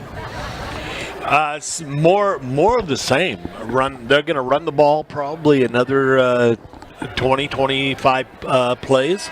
Now, I wouldn't do anything different than that because we're not stopping it right now. We're not stopping Borsch. He ended up with a total of 83 yards in that first half, but he also had 2 fumbles. So I would say that they're probably going to continue to keep running the ball, and they're going to continue to make sure that they get this. They're going to put more and more pressure on the new quarterback. Columbia Orthodontics scoreboard And Chiawana 14, Kennewick 0 in the de facto Mid-Columbia Conference Championship game. Richland 39-0 at Walla Walla. And Kamayakan up on Pasco 38-7. It's 21-0 here, Hermiston.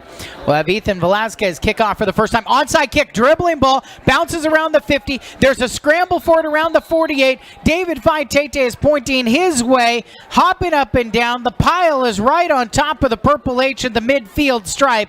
And at the bottom of the pile, Velasquez hit it really well. Hermiston's got the ball. No! Southridge has the ball. They pointed Hermiston's way and then changed it. Huh. Fake out there. It was a Southridge son at the bottom of the pile, or at least the guy who handed the ball to the official, but that official had pointed Hermiston's way. A really well taken onside dribbler style kick by Velasquez. Yeah, But it almost looked like it hit a Hermiston player, but it didn't. Oh, there's a big nose tackle for us now, Eric, back in the 3. first down and 10, handoff into Borsch running out to the left side. Borsch breaks a tackle out to the far side. The Borsch with a burst of speed runs out of bounds into the 30-yard line. Run of 32 yards on the opening play of the second half. Yeah, that's the one thing you don't want to do. You do not want to give it up, and we gave up the outside. Good job that time. Unfortunately, Tabor Mills having to come from the opposite side all the way over to try and force him out of play. Seth Reeve is starting at defensive tackle. Hermiston has been running a lot more three-man front. First down and 10 at the 30. And handoff coming back the opposite direction. A little trap play up the middle inside the 20-yard line, and then it is stopped at the 19. Jackman with the ball carry. Jackman for 11. Welty on the stop. Dominic Echeverria comes back in, and so that's good news for Hermiston. He was a little bit banged up near the end of the first half. Reeve will stay out there. And so this is a big three-down lineman look here. Hermiston putting an extra linebacker out there a little bit more consistently. Reeve just jumped. And it's been these types of penalties for most of the night for Hermiston. Defense jumping into the neutral zone. Does there, and the ball moves down to the 15. 14.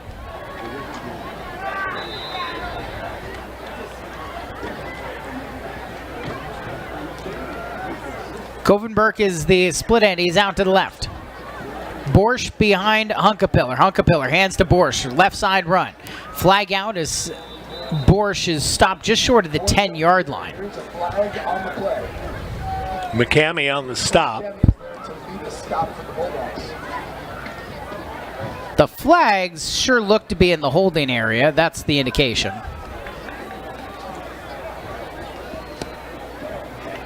Calls holding on the Saints. Interesting to see Kennewick scoreless in that game at Edgar Brown against Chiawana. But I did even speculate on the tailgate show. I don't think Kennewick is the best suited team in this league to try to score against that Chiawana defense. Jackman in motion, hand to him, right side run. Jackman down the right to hash marks, pulled down from behind at the 14-yard line. And McCamey the stop, the run for Southridge goes for 16 yards.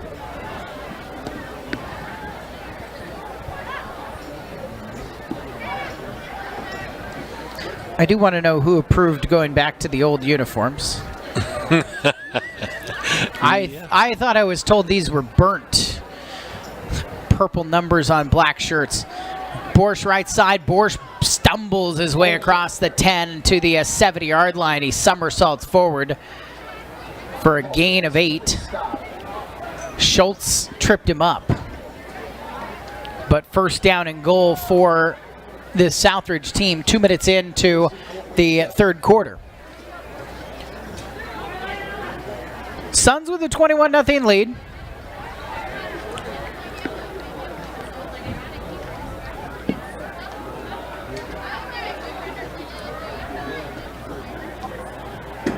Jackman in motion, right to left. Dive play to Borsch. Borsch running left, runs into the arms of a defensive end.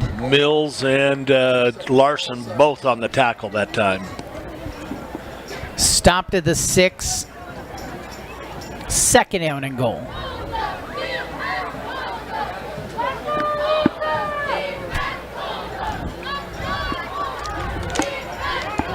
Big contingent of cheerleaders. The correct sentiment. Hold them. Here's a double wing look for the first time tonight. Tight ends each way. Dive play. And a second time tonight, they'll put the ball in Kordakov's hands near the goal line, and he'll get in. Kordakov of Southridge punches it in for a touchdown. That was the first time tonight that they had shown a double wing look where they brought tight ends in and brought them down on both sides and kind of showed a power look, but it really wasn't anything different. That dive play in. And Jaivar's extra point is through. Kick is good. And 9:18 left into the third. Southridge's lead is 28-0 when we return here on AM 1360 KOHU.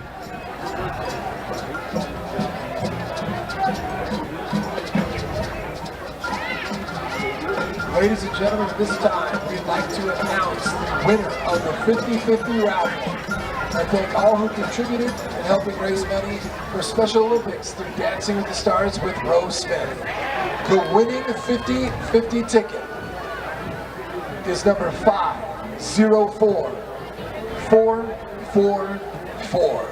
Repeat, 504444. If you want to pick up your winnings, you will meet Lindy Usher down by the concessions.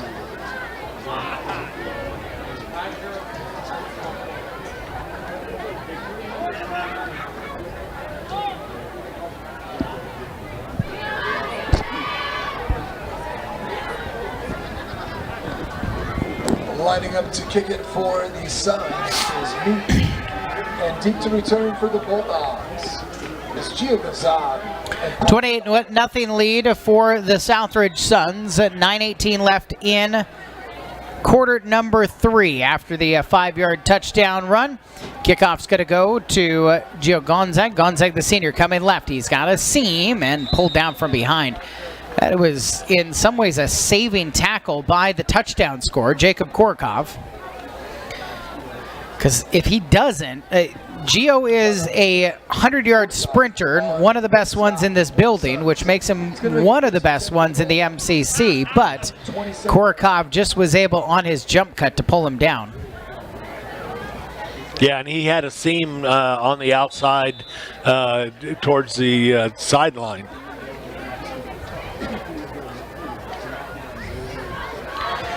First down and 10, trying to get out to the outside with a right side run, and Stasek is hit in the backfield, loses yardage on the quarterback run.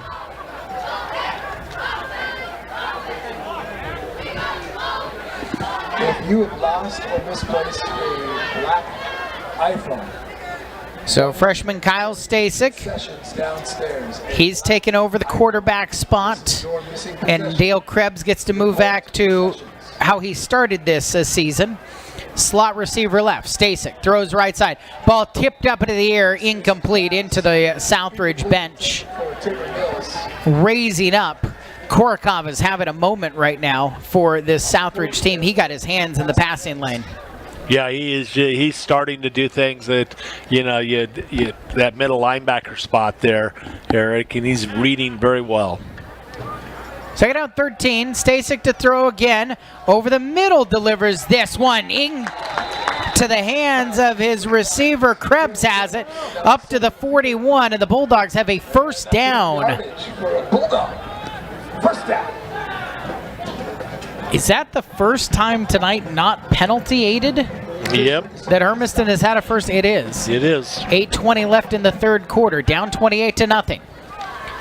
First down and 10 at the 41. Hand off to Larson. Larson with a run. Powers down the right hash marks. Larson on the inside carry.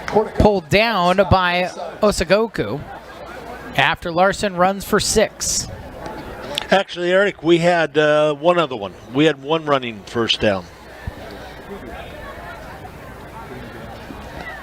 Larson, Stasek trying to decide which side he's going to stand on. Second down and 4 from the 46.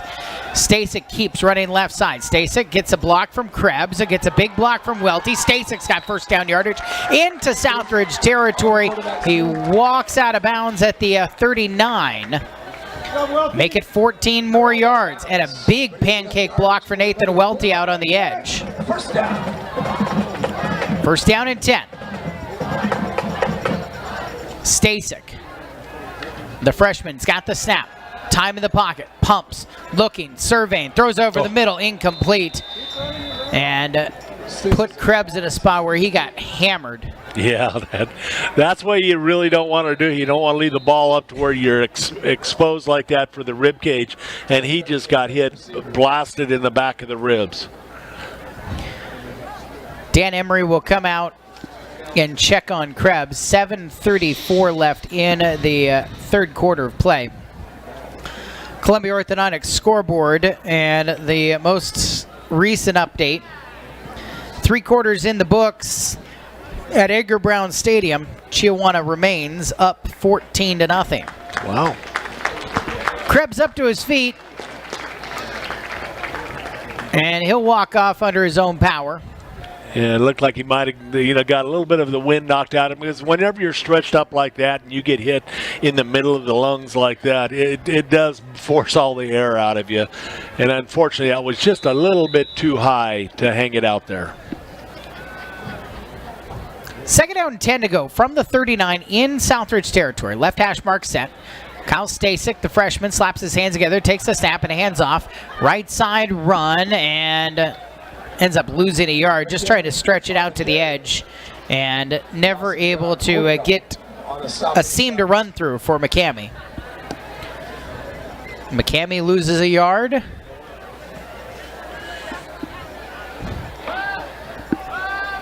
Bulldogs down 28-0 at the Southridge 40. This feels like, unless they go backwards, 4-down territory. 3rd and 11.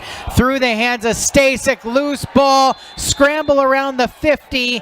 And Southridge has it back. Suns have appeared to recover. Diving in, and this gives me a chance to correct myself. I was given Denario Cruz is wearing number 35. Not the freshman Trey Holdren, who is not with the program. So Denario Cruz has been doing some stuff at defensive end, and in this case, the stuff is recovering that fumble. That came, by the way, from our friend and the girls basketball coach at Southridge, Derek Leite. And you had to say it too, didn't you? You had to say, unless they go backwards. First down and 10 at the 50-yard line. And dive play for Borsch. Borsch comes back to his left. Borsch has got a seam at the 40. Being able to drag a tackler. Henderson. Borsch gets himself down to the 33-yard line. 17-yard pickup. First down and 10. 6:45 left in the third quarter. And Seth Reeve is a bit hobbled as he comes off from the defensive line before this first down and 10 play. Huckapiller under center. Fake the handoff to Borsch. Instead, sweep play. Williams to the right. Williams outside the numbers at the 30-yard line. Bounces off of a tackler. Loses the ball. Fumble in front of the Hermiston bench. And Southridge back on it. Forced fumble by James Young coming up and making the hit. And Williams a little shaken up there, but he did end up picking up 5 yards on the play. Grant Harris was able to recover, and Jackson Williams up on his own, but does not want to put any weight on his right leg right now.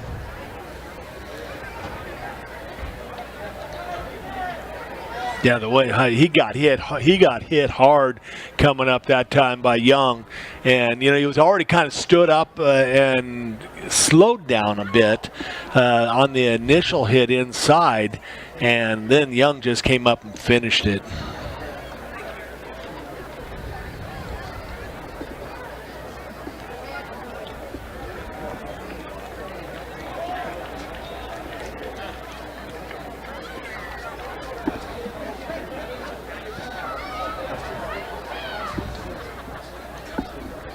Yeah, I can't tell if he might have caught, when he got the second time, gotten a second hit right there on the hip or the thigh, but he was a little ginger walking all the way over to the sidelines.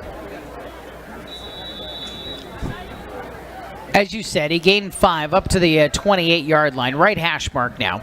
Grant Harris, who recovered that fumble, the 4th one of the night for Southridge, is wide to the left side. Dive play to Borsch. Borsch has space out to the right side. One-on-one situation with Krebs, and Welty pull him down out of bounds into the Hermiston sideline. But not before a run gets down to the 13-yard line, and they move the chains again. 6:04 left in quarter number 3. 28-0 Southridge, trying to add on to that.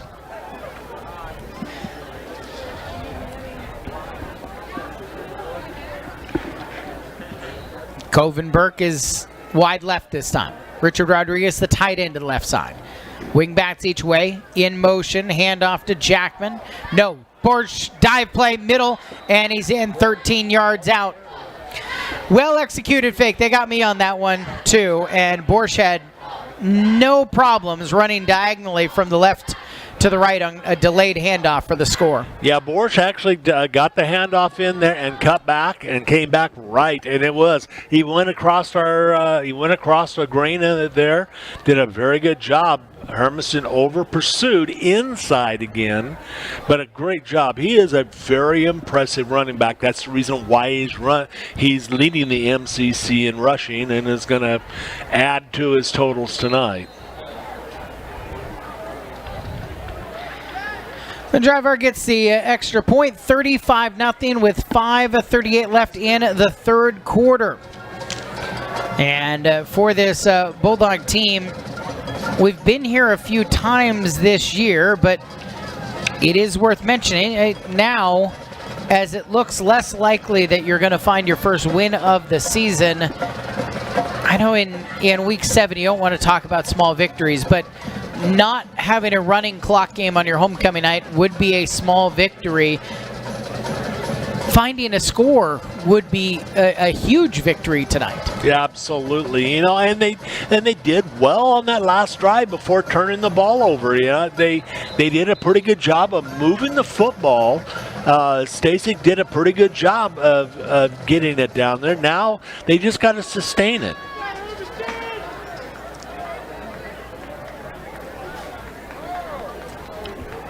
Nathan Welty's going to get a chance to return. Paul Starr back as well.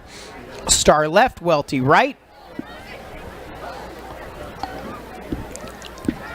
Just past the halfway point of the third quarter. 35-0 Southridge after a second touchdown run of the night for Gabe Borsch.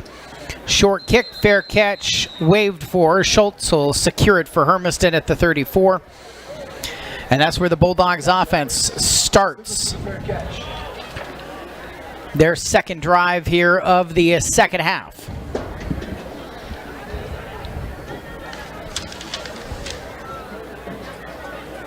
I don't think the 33 is correct. I thought he was standing on the 34.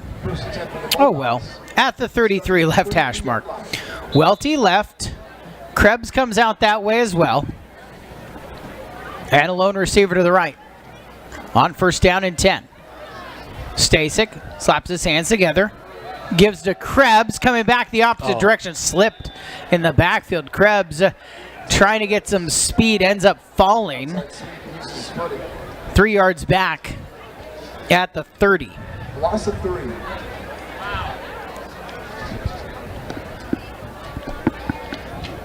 Timber Mills is the wide receiver right. Krebs goes slot that way. Schultz H-back, left. Stasek to throw over the middle, dumps it to Krebs in a space up to the 45-yard line. First down yardage on the 15-yard completion to Dale Krebs. Forced to go with the stop. Max Shilhonic is in to the left. Welty standing a step in front of him. Out of the backfield, Larson right side. Dump over the middle to Krebs on a wide receiver screen. Tunnel screen coming to left. Krebs has got a block from Welty outside the numbers at the 45 into Southridge territory. First down yardage on an 11-yard screen play. Welty battling on that block with the Zachariah Salamalu. They both end up in the Hermiston bench on that one. Where were you taking him? To the bus. First down and 10 from the 45. Stasek, quick throw right side, aired up in traffic. Tabor Mills comes and takes it away on a floating pass that very well could have been picked off by Kane Kuhn. Mills goes up and makes the reception. Another first down that time, good job there. I mean, he's getting rid of it pretty quickly, Eric, and that's what's the key to this game. He's thrown two kind of dangerous ones here. Yes. First down and 10 from the 35. Play action, quick throw out to the left flat for Krebs. Krebs diving forward at the 31. He is pulled down. So another stop for Denario Cruz. Cruz helped out on the play by Ramses Chavez, the sophomore. Man, this is a young Southridge team. Just same thing we could be saying and have been saying all year about Hermiston, but they got sophomores all over the place, especially on the defensive side. Second down, 6 to go at the 31. Rolling right, Stasek sets up, throws, comeback route for Welty. He's got the catch at the 20 and steps out of bounds at the 19-yard line. 11-yard gain on the pitch and catch to Welty. Bulldogs, best forward progress they've had tonight, down to the 19, first and 10, trailing by 35. Trying to break up Southridge's shutout with 3:52 left in the third. Handoff to Larson. Larson trying to run right, nothing there. Yeah, he might have got back to the line of scrimmage, maybe a little less than a half-yard loss. Andrew Walford makes the tackle. Second down and 11. Stasek. Hand it. McCamey this time running right. And again, nothing. Back to the line of scrimmage, no gain.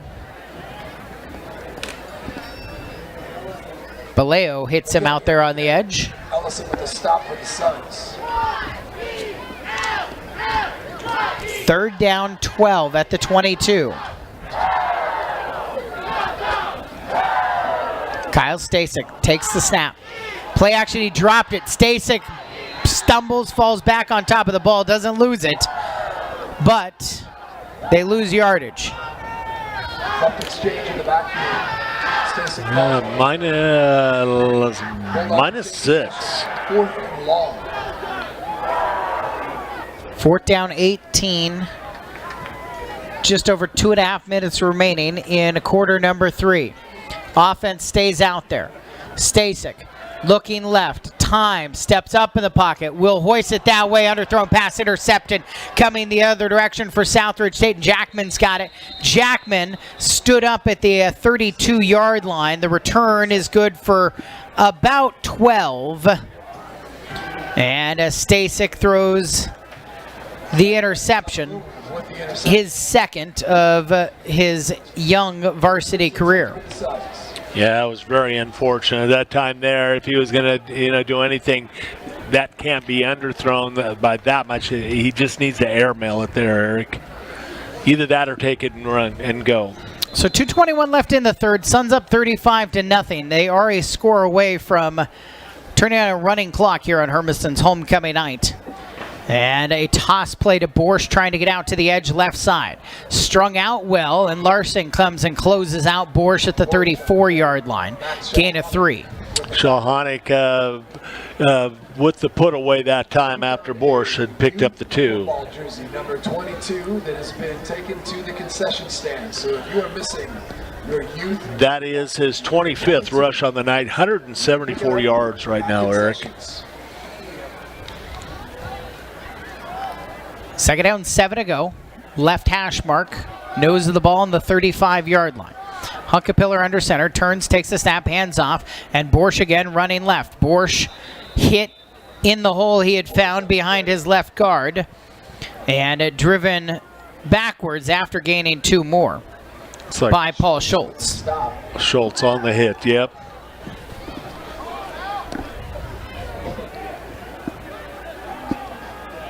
Third down 5, left hash mark, it stays. And Coven Burke is the wide receiver, split out to the left side, short side of the field. Jackman in motion, takes a buck sweep going to the left side, tripped up in the backfield. Off of the edge, Henderson comes in and makes the stop. Nice job by Henderson that time of sealing it and making him try to cut back in and then undercutting him for no gain on the play. Under a minute remaining in the third quarter, 35-0 Southridge. Fourth down, 4 to go. Offense stays on the field in their own end at the 38-yard line.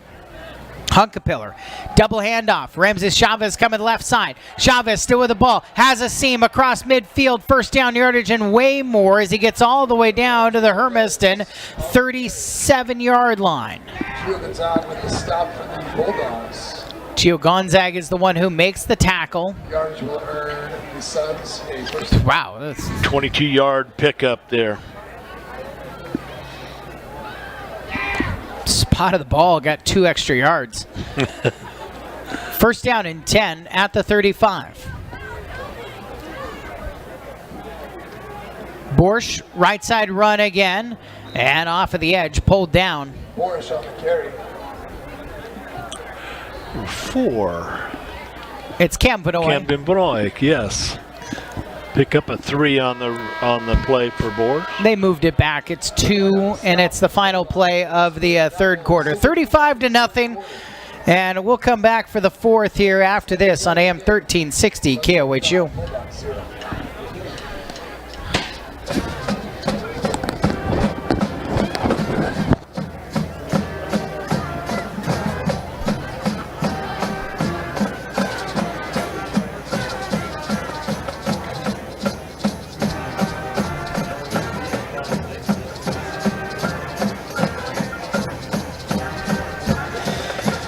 I mean, he's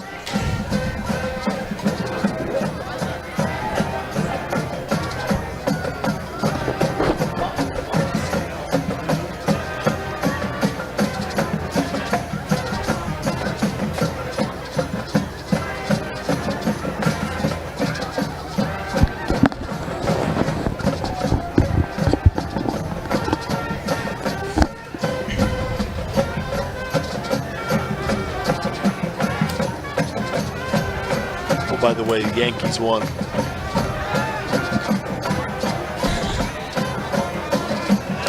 fourth quarter and homecoming night in Hermiston. Southridge has been in control 35-0. They have the ball attacking right to left.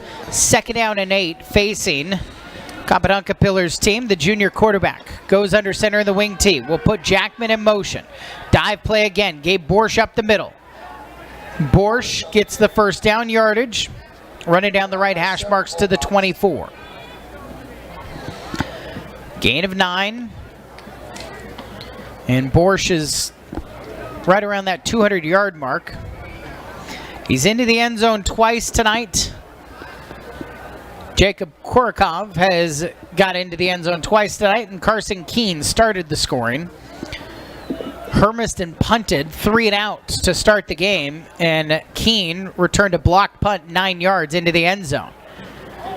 Handoff in the backfield, trying for a delayed play. It's blown up by Hermiston, and Chavez got smacked. McCamey came in and just absolutely blistered it. On the carry. Second down and 13. Stuff in the backfield.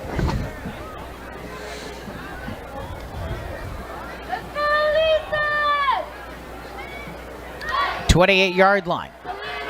Hunkapiller puts Jackman in motion. Dive play again for Borsch, and Borsch is across the 20-yard line to the 19. Runs for 8. And I think we're seeing the remnants now of it's death by 1,000 paper cuts. Yeah, he's got 196 yards right now, Eric, on the ground on 29 carries. 3rd down 4, right hash mark 19. Borsch in that fullback spot. Jackman in motion again. Borsch running left. He's got the 200 yards, trying to get out the edge. He does at the 10, 5-yard line for the goal line. He gets inside the pylon for the score. 19-yard touchdown run for Gabe Borsch. And that is the icing that Southridge puts on the cake tonight. It will be a running clock with 10:16 remaining. Borsch into the end zone for the 3rd time tonight.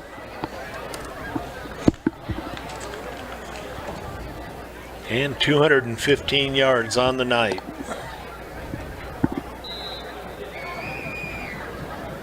Menjivar lines up for the extra point. Marcos Menjivar, extra point is through. 42-0. 10:16 left when we return to Hermiston High School at AM 1360 KOHU.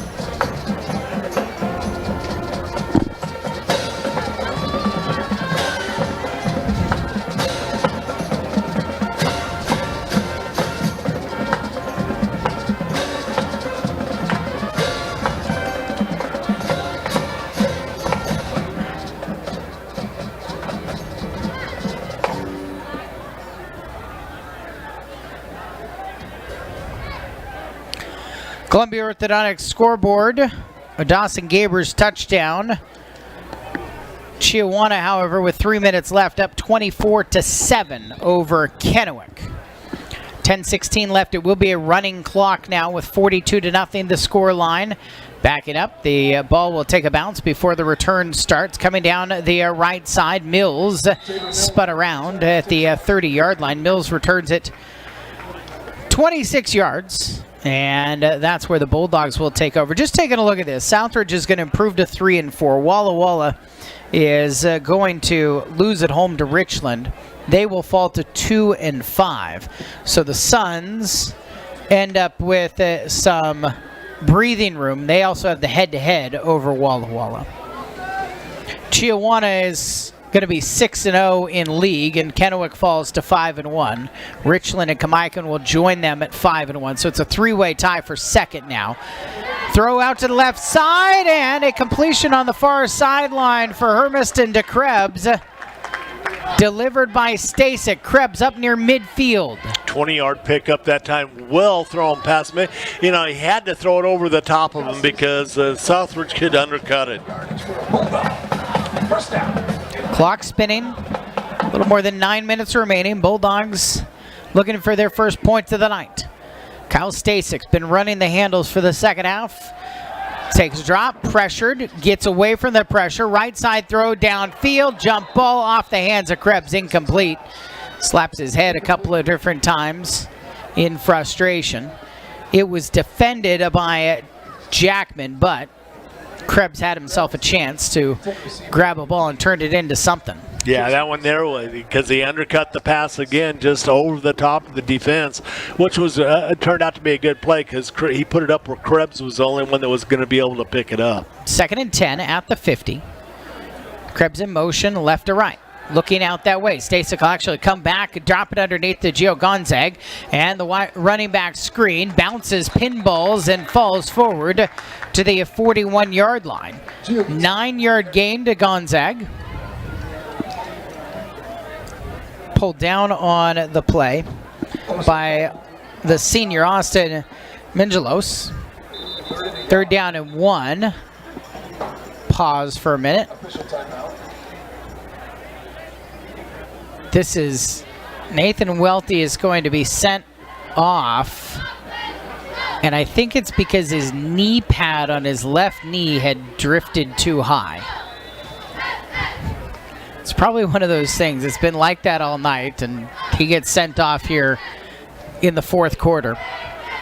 Ooh. Left side run and stepping up into the hole. Korokov, major hit. I don't know who they direct snapped that to. Was Krebs in the back? No, it was Stasek. Stasek took it. Just a quarterback run, no gain. Stasek kept it. Portugal was there for the stop. 4th down and 1.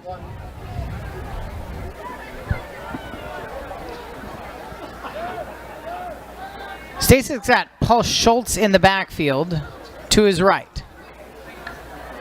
4th and 1. Hand to Schultz. Schultz comes back to his right, and he is able to get the 1.5 to move the chains. Under 7 minutes remaining. Hermiston keeps the ball moving. It does go final at Edgar Brown Stadium. Chiawana with a 24-7 win against Kennewick. Stasek to throw. Over the middle. Dumps it to Krebs. Krebs comes back to his left. Spins off of a tackler. Drilled across the 30 down to the 28-yard line.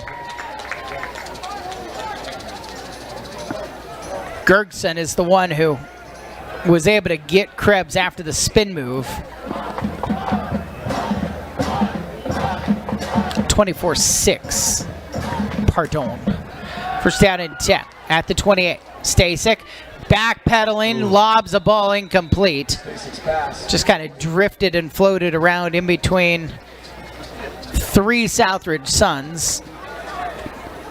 None of them ready to opportunistically intercept a pass. No, that was a give me type pass that time there.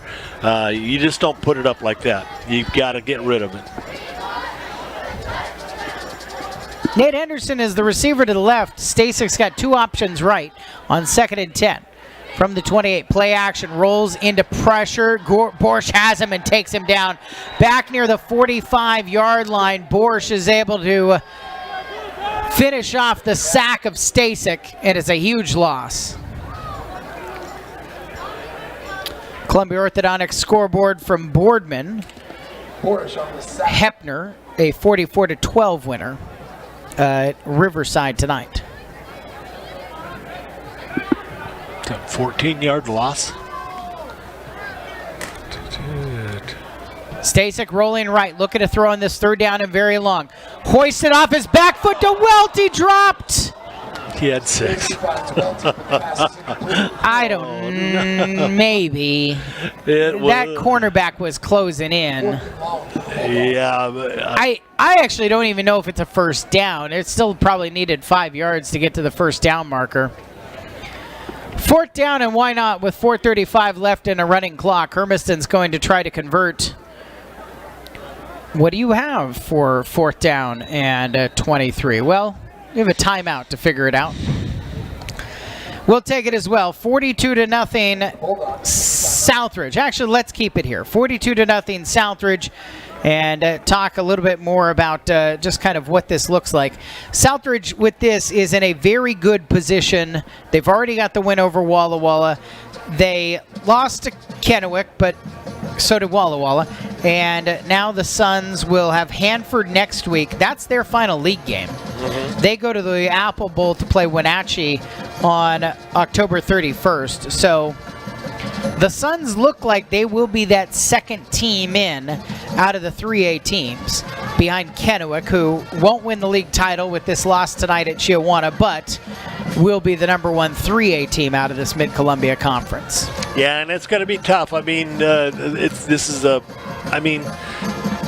it's a tough team to defend because of the way they run the football and how they run the football. And I just don't believe they're good enough to really be effective in the playoffs. 4th down, 20 some odd. Stasek blitzed and sacked. Another stop for Denario Cruz.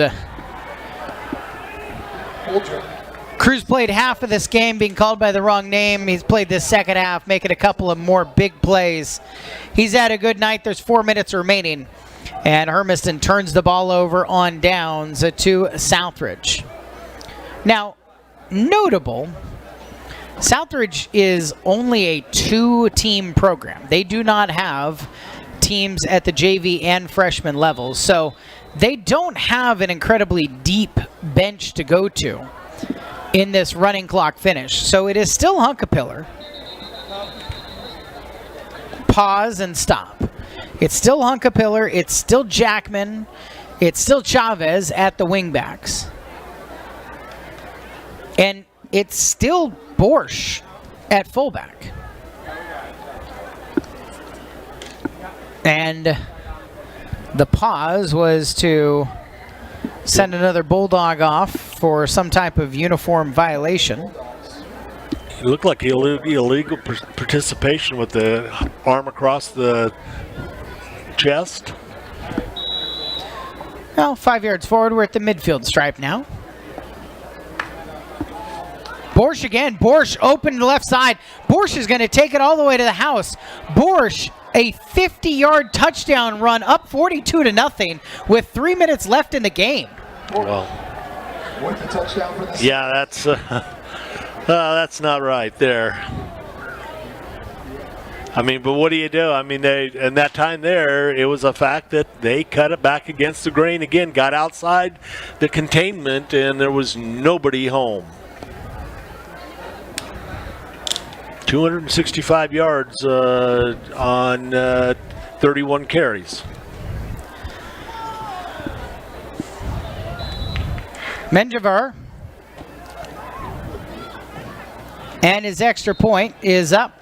And it's through. 49-0, 3 minutes left. We'll be back to finish up this game on AM 1360 KOHU.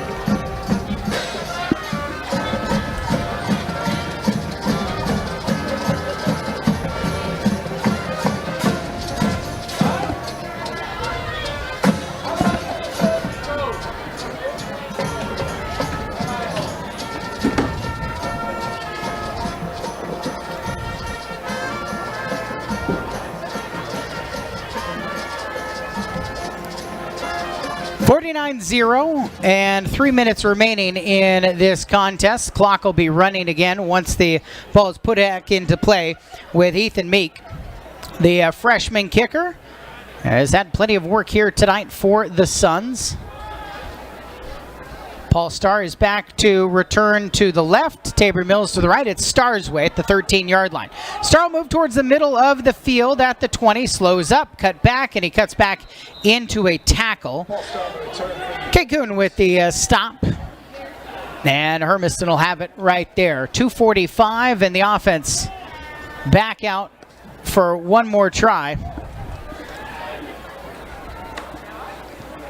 And Hermiston will give Braden Medeles a series. The freshman who threw one pass last week completed a 51-yard touchdown at Hanford.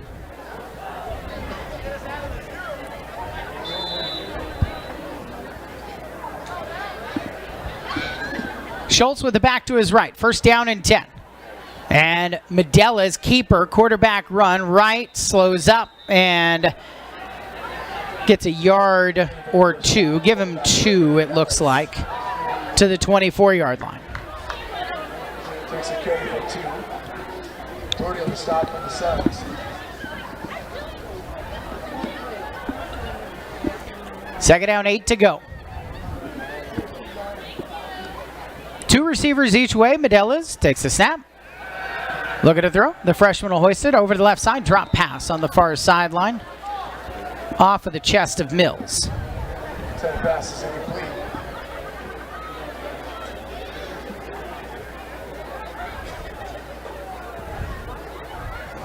Krebs and Welty to the right.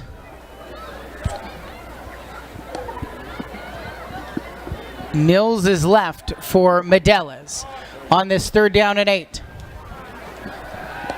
Medelas whips it. Krebs in the slot. Has a tackle, makes a guy miss, comes back to his right side, and a foot race down the near sideline. Welty gets out to block for him. Krebs at the 30, 25-20, gets the block. Krebs to the end zone. Touchdown, Hermiston. Pass is complete to Dale Krebs, who takes it down the sideline. 76 yards for a touchdown to get Hermiston on the scoreboard tonight.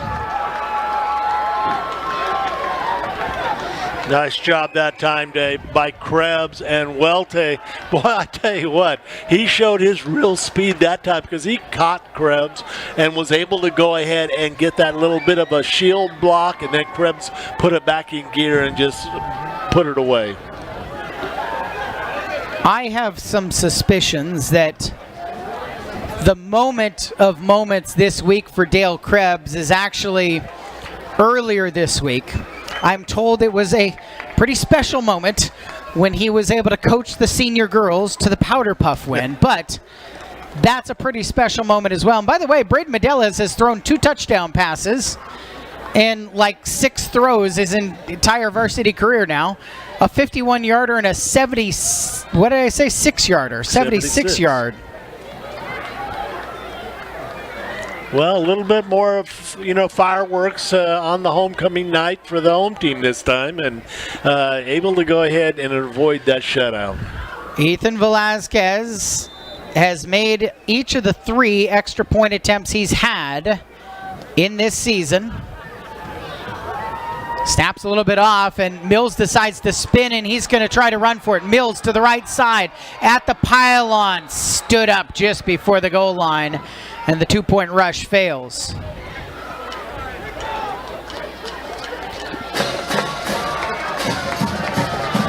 (49-6).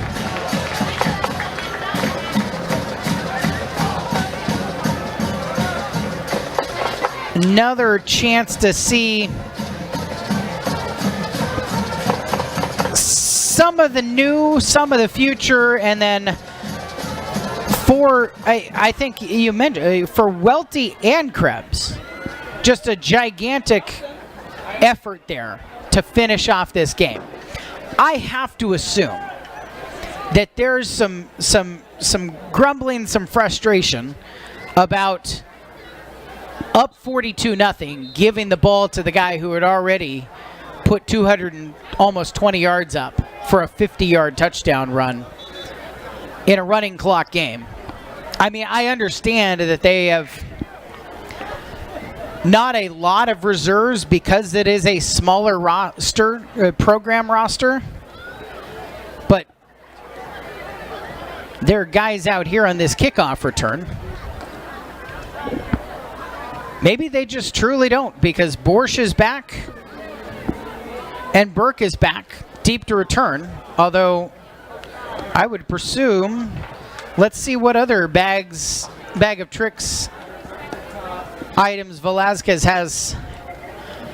He had a very nice onside kick to start the second half that Hermiston just couldn't quite pull in. He will try the same one again. Top of the ball, bounding ball, loose one, dive on it. Hermiston's got it. So there's only 50 seconds left. Bulldogs will get to put the offense back out there again. And it's McCamey who recovers the onside kick. Velasquez, he's got this run past the ball and just hit the top of it. Hermiston will use a timeout to get to run another play.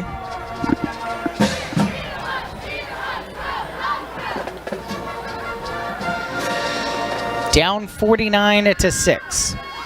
Let's look ahead with LIUNA, the Labor's International Union of North America.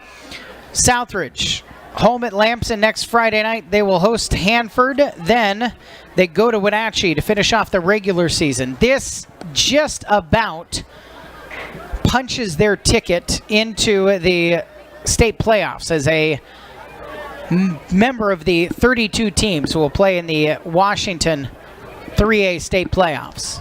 They'll be in a very similar situation to Hermiston a year ago when the Bulldogs made their first ever WIAA playoffs. They're going to go on the road to probably one of the top 8 teams in the state. First down 10 from the 45. Medellas gets another series. 2 receivers each way. Medellas, we dropped it, picked it back up, and then is sacked. That time he was looking downfield before he ever got the ball in his. Under a half minute remaining, probably just time for one more play. And Hermiston is misaligned. Now they're set. Second down and 18 after the loss. Medellas whips over the middle, interception. And the other direction, the ball comes for Osaguco. Osaguco at the 5. Osaguco tackled from behind